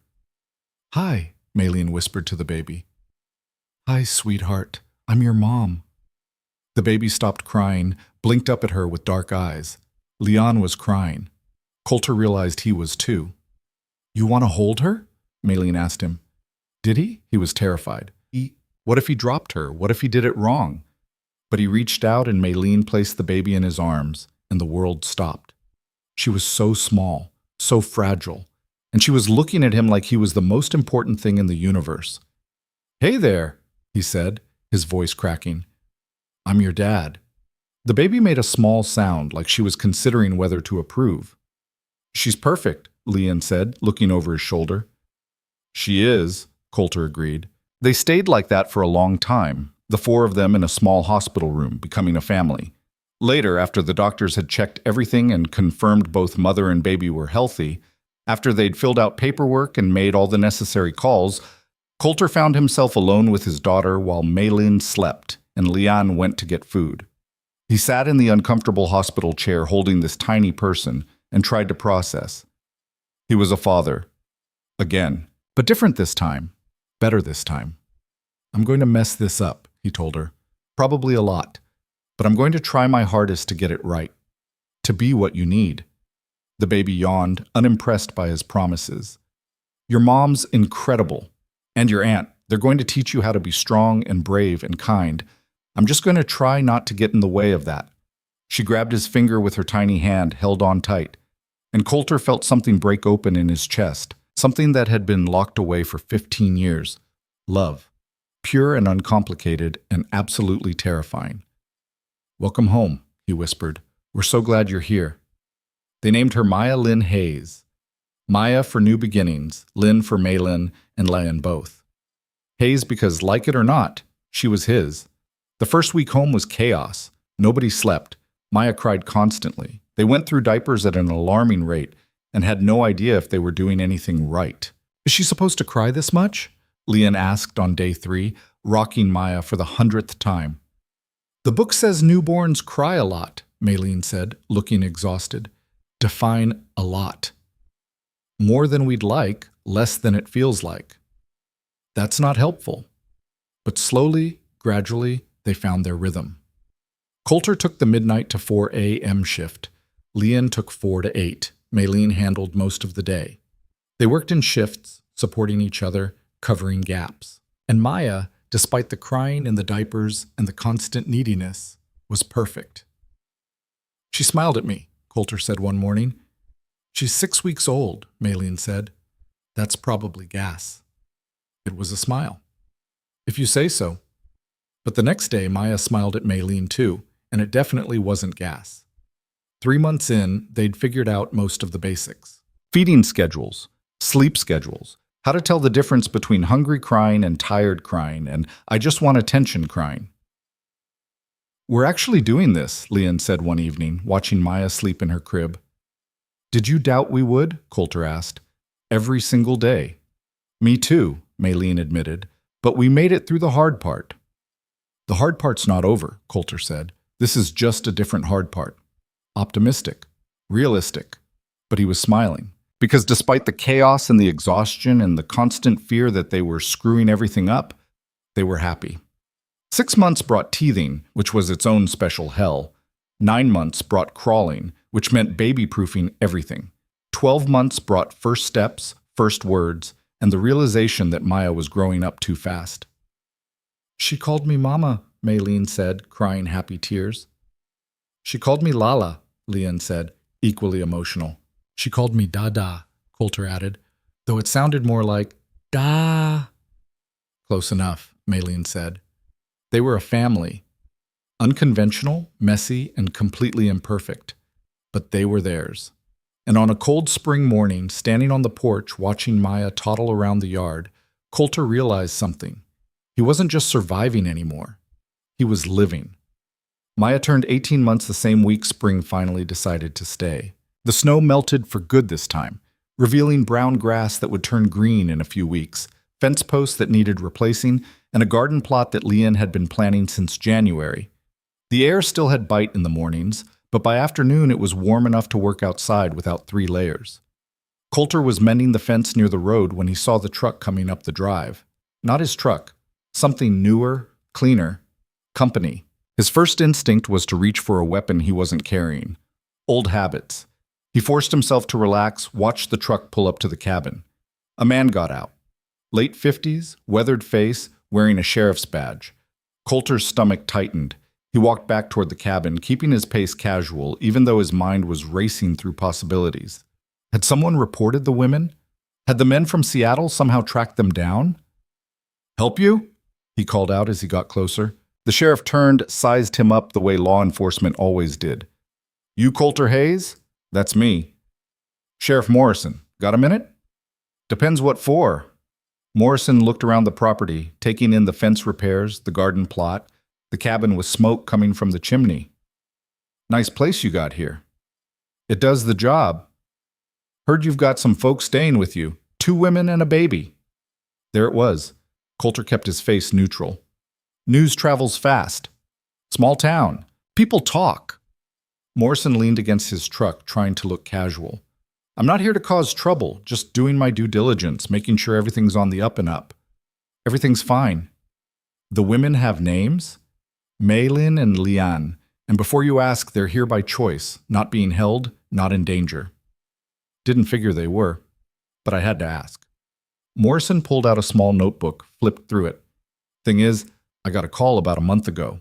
Someone asking about 2 Asian women, twins, might have passed through the area last year. Gave me descriptions that match your house guests. Coulter's blood went cold, but he didn't let it show. What'd you tell them? Told them I hadn't seen anyone matching that description, which was true at the time, hadn't met your ladies yet. Morrison put the notebook away. But now I'm wondering if I should make a follow-up call. Are you? Depends. These women running from something bad? Coulter considered lying, then decided the truth was safer. Yeah, something bad? The kind of bad that's going to show up on my doorstep looking for them? I don't think so. The people looking think they're dead. Morrison nodded slowly. And you'd like to keep it that way? I would. Can't say I blame you. The sheriff looked toward the cabin where Maylene had appeared on the porch with Maya on her hip. That your daughter? Yes. She's cute. How old? 18 months. Good age. They're fun at that age. Morrison pushed off his truck. Here's how this is going to work. As far as I'm concerned, I still haven't seen anyone matching the description in that call. 2 women and a baby living out here with you? That's your business, not mine. Relief flooded through Coulter. but he kept it contained. I appreciate that. Don't appreciate it too much. I'm trusting you here, Hayes. Trusting that those women are safe, that the baby's cared for, that you're not running some kind of operation I should know about. We're just trying to live quiet. Then keep it that way. Morrison got back in his truck but paused before closing the door. And Hayes, if whoever's looking for them does show up, you call me. Don't try to handle it yourself. That's what we're here for. Understood. Morrison drove away, and Coulter stood there for a minute, processing. They'd gotten lucky. The sheriff could have pushed harder, could have insisted on talking to Maylin, and Liane, could have made everything complicated. Instead, he'd chosen to look the other way. Small mercies. Who was that? Maylin asked when he got back to the cabin. Sheriff. Someone called asking about you two. The color drained from her face. Who? He didn't say, but he told them he hadn't seen anyone matching your description. And he's just going to leave it at that? Said he would. Said as far as he's concerned, we're just folks living quiet. Liane appeared from the bedroom, and Coulter could see she'd been listening. Do you believe him? Yeah, I do. Small-town sheriffs, they've got discretion. If he thought we were a problem, he would have pushed. He didn't. So we're safe? Maylin asked. Safer than we were yesterday. It wasn't the guarantee she wanted, but it was the truth. And they'd all learned to live with truth instead of comfort. That night after Maya was asleep and they were all in bed, Maylin said, We should make this legal. Make what legal? Coulter asked. Us. This family. Everything. She shifted to look at both of them. Maya should have documentation, birth certificate, social security number, and we should figure out the legal stuff. Who has parental rights? What happens if something goes wrong? Nothing's going to go wrong, Liane said. You don't know that. And if it does, I want Maya protected. Coulter had been avoiding this conversation for months, but he knew she was right. What are you suggesting? I marry you, legally. That makes Maya legitimate in the eyes of the law, gives her your name officially, protects her if something happens to me. What about me? Liane asked quietly. You're her aunt. You'll have guardian rights. I'll make sure of it. That's not the same as being her parent. I know, but it's the best we can do without drawing attention to our situation. The pain in Leanne's voice was obvious, and Coulter felt it too, because she was right. Being an aunt wasn't the same as being a mother, and Liane had been just as much a parent to Maya as Maylin had. There might be another way, he said slowly. I've got a lawyer friend from my service days, owes me a favor. We could set up some kind of trust, make sure Liane has legal standing if something happens. Would that work? Maylin asked. I think so. Worth asking anyway. And the marriage thing? Coulter looked at her, then at Liane. I don't need a piece of paper to tell me we're a family, but if it protects Maya, if it makes things safer, then yeah, let's do it. Just like that? Just like that. Though, for the record, this is the least romantic proposal in history. Maylin laughed. We're not exactly a romantic story. Aren't we? Liane asked. Man saves two women from certain death. They fall in love, build a life together. Sounds pretty romantic to me. When you put it that way, sure. But the reality was a lot more vomiting and crying and figuring things out as we went. That's what makes it real, Coulter said. Romance is easy when it's fake. Actually building something together, that's harder, but it matters more. They got married 3 weeks later at the courthouse in town. No ceremony, no guests, just the three of them and a justice of the peace who'd seen stranger things and didn't ask questions. Maylin wore a dress she'd bought at the thrift store, simple and blue. Coulter wore the one suit he owned, bought for his father's funeral 20 years ago and hadn't worn since. Liane stood beside them holding Maya, who kept trying to grab the flowers someone had left on the clerk's desk. Do you, Coulter Hayes, take Maylin to be your lawfully wedded wife? I do. And do you, Maylin, take Coulter to be your lawfully wedded husband? I do. Then by the power vested in me by the state of Montana, I pronounce you husband and wife. Coulter kissed her, and it felt both significant and anticlimactic, because they'd already been married in every way that mattered. This was just paperwork, but paperwork that protected Maya, and that made it worth it.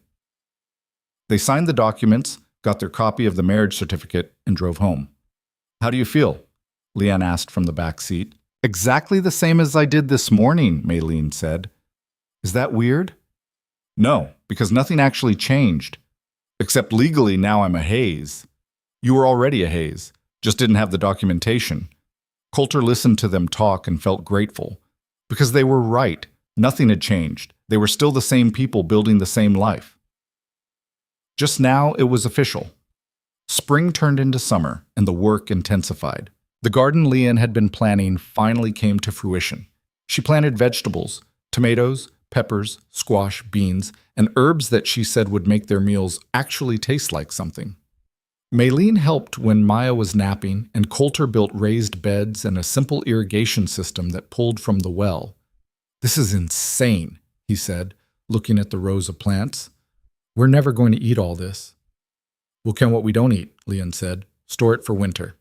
"You know how to can vegetables?" "No, but I'll learn." And she did. Spent hours researching, bought supplies in town, turned their kitchen into a canning operation that produced jars of tomatoes and pickles and things Coulter couldn't identify but tasted good. Maya was walking now, getting into everything. They had to baby-proof the entire cabin, put locks on cabinets, gates on doors. She was curious about everything, fearless in the way only toddlers could be. "She's going to give me a heart attack," Maylene said, after catching Maya trying to climb the bookshelf. "She's adventurous," Coulter said, "like her mother's." Her mother's had the sense not to climb bookshelves. Debatable. One afternoon in July, Coulter was fixing the truck. It had been running rough, when a different truck pulled up. Not the sheriff this time. Someone he actually recognized. Tom Wheeler owned a ranch 20 miles south. They'd worked together on a few jobs. "Coulter," Tom said, getting out. "Got a minute?" "Sure, what's up?" Tom looked uncomfortable, kept glancing toward the cabin. "Look, I'm just going to say it. There's talk in town about you and those women." "What kind of talk?" "The kind that says you've got two of them living here, that you married one, that there's a baby." Tom shifted his weight. "People are asking questions, wondering what the setup is." "The setup is we're a family, that's all anyone needs to know." "I get that." "I do. But you know how small towns are, they don't like things they can't understand." "Then they don't have to understand it. It's none of their business." "I agree. I'm just saying you might want to be careful. Not everyone's as live and let live as Morrison." Coulter set down his wrench, looked Tom in the eye. "What are you really here to say?" Tom sighed. "There's a group of folks at the church, conservative types. They're saying what you're doing is immoral, that you're corrupting those women, that the baby should be taken away." Rage flooded through Coulter, hot and immediate. "They can try. I'm not saying they will. I'm just giving you a heads up. Watch your back. Make sure everything looks above board." "Everything is above board. I'm married to Maylene. Leanne's her sister. We're raising Maya together. There's nothing illegal about any of it." "I know, but perception matters. And right now the perception is you've got some kind of plural marriage situation going on." "Do I?" Tom looked uncomfortable again. "That's your business, not mine. Just be smart about it." After Tom left, Coulter went inside and told Maylene and Leanne what he'd said. "They want to take Maya?" Maylene's face went white. "They can't do that." "They won't. We're not doing anything illegal." "But they could try. They could call CPS, make our lives hell." "Let them try," Leanne said, and there was steel in her voice. "Let them come here and see how much Maya's loved and cared for. Let them try to prove we're unfit." "They don't need proof," Maylene said. "They just need suspicion. And in a small town, suspicion is enough." Coulter pulled her close. "No one's taking our daughter. I promise you that." "You can't promise that." "Yes, I can. Because I'll burn this whole town down before I let anyone hurt this family." It was an aggressive promise, maybe too aggressive, but he meant every word. The next few weeks were tense. Every time someone from town showed up, they all went on alert. Every trip to the general store came with stares and whispers. Martha at the counter tried to be supportive, but even she seemed nervous.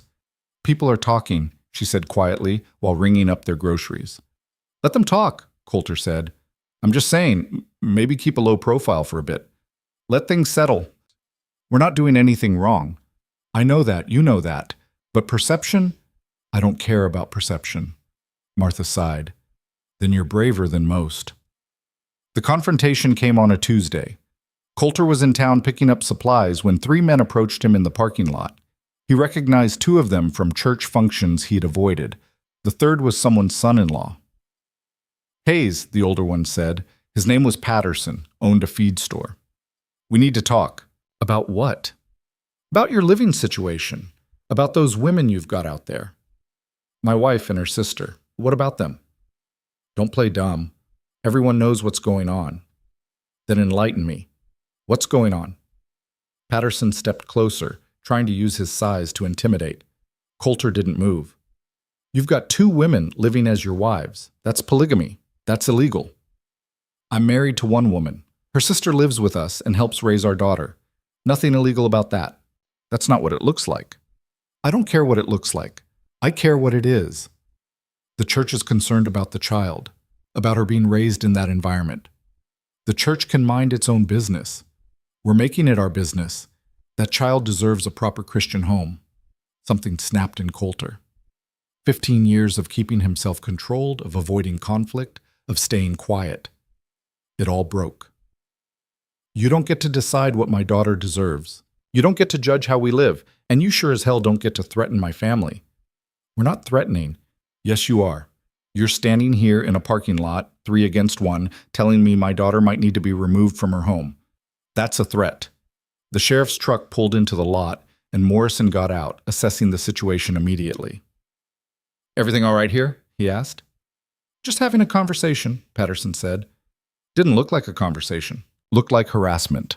Morrison turned to Coulter. You good? I'm fine.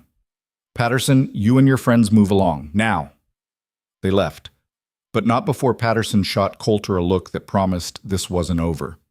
Morrison waited until they were gone. You need to be careful. I didn't start this. Doesn't matter, you're outnumbered. This town's got a long memory and a short tolerance for different. So what am I supposed to do? Let them dictate how I live? No, but maybe don't antagonize them. Keep your head down, stay on your property, let this blow over. And if it doesn't blow over? Morrison was quiet for a moment. Then we'll deal with it, but try not to make it worse. Coulter drove home angry and scared, because Morrison was right. They were outnumbered. And in a small town, numbers mattered. He told Maylene and Leon what happened. They took it better than he expected. We knew this might happen, Maylene said. We've dealt with worse. These people could take Maya. Not if we're careful, not if we do everything right. And what's right in their eyes? Leon moves out? We pretend to be something we're not? Maybe, Leon said quietly, if that's what it takes to keep Maya safe. No, Maylene's voice was firm. We're not splitting up. We're not lying about who we are. We've spent too long hiding, pretending, being ashamed. I'm done with that. Even if it means losing Maya, they're not taking her. We'll fight if we have to. Get lawyers, go to court, whatever it takes, but we're not running anymore. And we're not hiding. Coulter looked at her, this woman who'd survived being sold, being abandoned, being left to die in the snow, and saw nothing but strength. Okay, he said, then we fight. The CPS visit came 2 weeks later. A woman in her 40s, professional but kind, showed up with a clipboard and questions. They let her in, showed her around, answered everything honestly. She looked at the nursery, the safety measures, the supplies. She watched how they interacted with Maya, how comfortable the baby was with all 3 of them. The complaint said the child was in danger, the woman, her name was Roberts, said. I don't see any evidence of that. Because there isn't any, Maylene said. The complaint also mentioned an unusual living arrangement. My sister lives with us. She helps with childcare. That's not unusual. Roberts made notes. And you're all comfortable with this arrangement? Completely, Leon said. The child seems well cared for, happy, healthy. More notes. I'm not seeing any cause for concern. Relief flooded through Coulter, but he kept it contained. So we're good? For now. I'll file a report saying the complaint was unfounded, but if we get another call, we'll have to investigate again.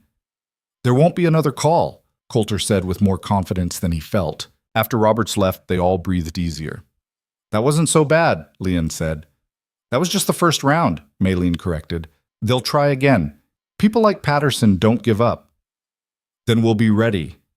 But the second call never came. Instead, something unexpected happened. Other people started speaking up. Tom Wheeler wrote a letter to the local paper defending them, saying he'd worked with Coulter and found him to be honest and hardworking. Martha from the general store did the same, talking about how she'd watched them as a family and saw nothing but love and care. Even Morrison made a statement saying that as far as local law enforcement was concerned, the Hayes family was law-abiding and posed no threat to the community. The tide turned slowly, but it turned. Patterson and his group kept making noise, but fewer people listened. And eventually they moved on to being outraged about something else. 6 months after the CPS visit, things finally settled. The town still talked, still whispered, but the threats stopped. The harassment ended. They were allowed to just exist.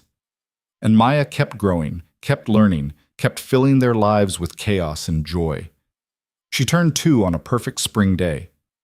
They didn't have a party, just the 3 of them and a cake Leon had made. Maya got frosting everywhere, laughed until she hiccuped, and fell asleep in Coulter's arms before sunset. "She's getting so big," Maylene said, watching her sleep. "They do that," Coulter said. "I don't want her to grow up. I want to keep her like this forever." "You say that now. Wait until she's a teenager." "Don't even joke about that." Leon came out onto the porch with coffee for all of them. They sat together, watching the sun set over the prairie, and Coulter felt something he'd spent years trying to find. Peace. Not the absence of problems, they still had plenty of those, but the presence of something bigger than the problems, something worth fighting for. "You ever think about leaving?" he asked. "Going somewhere less complicated?" "Every day," Maylene admitted, "but then I remember everywhere else would be complicated too, just in different ways." "And we'd be leaving this," Leon added, gesturing at the land. "Everything we've built. Is it enough? This life?" "It's more than enough," Maylene said. "It's everything." Maya's 3rd birthday brought another surprise. Maylene was pregnant again. "How did this happen?" Leon asked, which made all of them laugh because they knew exactly how it happened. "We're terrible at preventing things, apparently," Maylene said. "Are you okay with this?" Coulter asked. "I'm terrified, but also excited. Maya needs a sibling. Maya needs a lot of things. Not sure another baby is on the list. Too late now." The second pregnancy was easier than the first. Maylene knew what to expect, knew how to manage the symptoms, and they had a system now, a rhythm that worked. 7 months later, they welcomed a son. They named him James Way Hayes, James for Coulter's father, Way for strength. "We have a boy," Coulter said, holding his son for the first time. "And a girl," Maylene added. "We're officially outnumbered." Worth it, though. Absolutely worth it. Maya was fascinated by her baby brother. She wanted to help with everything, feeding, changing, holding. They had to watch her constantly to make sure she wasn't too rough. But her love was genuine. "Gentle Maya," Leon said for the 100th time. "Be gentle with James." "Gentle," Maya repeated, patting her brother's head with exaggerated care. The years blurred together after that. James learned to walk, then run. Maya started asking impossible questions about where babies came from and why the sky was blue. They added on to the cabin, built another bedroom, expanded the garden. Coulter taught both kids how to ride horses, how to fix fences, how to read the weather. Maylene taught them Mandarin, wanted them to understand half of their heritage. Leon taught them to cook, to garden, to see beauty in small things. They built a life that looked nothing like what any of them had imagined, but it was theirs. On Maya's 8th birthday, Coulter found her on the porch at dawn, watching the sunrise the way he used to. "What are you doing up?" he asked. "Couldn't sleep, too excited about my birthday." He sat beside her, handed her the coffee he'd made for himself. "You're too young for coffee." She took a sip anyway, made a face. "It's gross." "Told you." They sat in comfortable silence for a while. "Dad?" Maya said eventually. "Yeah?" "Why do people in town look at us funny sometimes?" He'd been dreading this question. "Because we're different, and people don't always understand different." "Different how?" "We've got 2 moms and you and your brother. That's not how most families work." "Why not?" "Because most people only have 1 mom, or 1 dad, not both at the same time." Maya thought about this. Is it bad that we're different? No, it's just different, and different can be good. I think it's good. I like having two moms. And you? Coulter pulled her close. Yeah, me too. Some kids at town said we were weird. What'd you say? I said they were boring. He laughed. That's my girl. By the time Maya turned 10 and James turned 7, the town had mostly accepted them. There were still people who disapproved, still whispers and judgment. But there were also people who defended them, who saw them as just another family trying to make it work. Martha had died the year before, but her daughter ran the general store now and was just as kind. Morrison had retired, but the new sheriff was fair. Patterson had moved away, and nobody missed him. Life had settled into something sustainable. One evening, all 5 of them were on the porch. Coulter and Maylene in chairs, Leanne on the railing, Maya and James playing in the yard, when Leanne said, "We made it." "Made what?" Maylene asked. "This. A real life. A real family. We actually made it. Did you doubt we would? Every single day." "Me too," Maylene admitted. "But here we are." Coulter watched his kids chase fireflies in the fading light and felt grateful for the storm that brought them here, for the choice they'd all made to stay, for every hard day and every good one. "You know what I think?" he said. "What?" both women asked. "I think we didn't just survive. I think we actually figured out how to live." "Took us long enough," Leanne said. "Better late than never." Maya ran up to the porch, holding a firefly cupped in her hands. "Look, I caught one." "Let it go," Maylene said gently. "It needs to be free." Maya opened her hands, and the firefly flew away, blinking its light into the gathering dark. "Can I catch another one?" "Go ahead." She ran back to her brother, and they resumed their game. Coulter looked at Maylene, then at Leanne, and saw his whole world reflected back at him. 2 women who'd been left to die in the snow. A man who'd been dying slowly in isolation. 2 children who'd been born from impossible choices and unconventional love. They weren't a normal family. Never would be. But they were his family. And that was more than enough. "I love you," he said to both of them. "We know," Maylene said, smiling. "We love you too," Leanne added. The sun finished setting, painting the sky in colors that didn't have names. The kids kept playing. The prairie wind kept blowing. And somewhere in the middle of nowhere, Montana, a family that shouldn't have existed kept existing anyway, because they'd chosen each other. And that choice had made all the difference. Years later, when Maya asked him about how they all came to be together, Coulter told her the truth. "I found your mothers in the snow, barely alive, brought them home. And somewhere along the way, we stopped being strangers and started being family." "That's it?" Maya asked. "That's the whole story?" "That's the whole story. Sometimes the best things come from the worst moments. You just have to be brave enough to see them through." "Were you scared when you found them?" "Terrified. But I did it anyway." "Because you're brave." "No, because they were worth saving, and because I was tired of being alone." Maya thought about this. "I'm glad you found them." "Me too, sweetheart. Me too." And as he watched his daughter run back to her life, her family, her home, Coulter Hayes realized he'd finally found what he'd spent 15 years searching for in solitude. He'd found himself.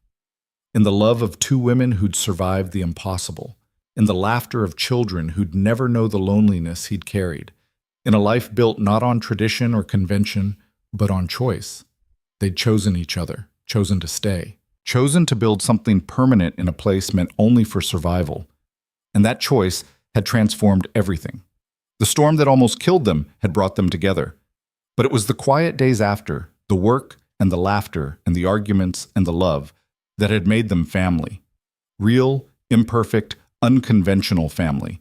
The kind worth fighting for. The kind worth living for. And as the Montana sky stretched endless above them, Coulter stood between the 2 women who'd changed his life, watching their children play in the yard they'd built together, and felt something he'd thought he'd lost forever. Home. Not a place. Not a building. But the people who chose to stay when leaving would have been easier. That was home. And finally, after years of running, hiding, surviving, They'd all found it, together.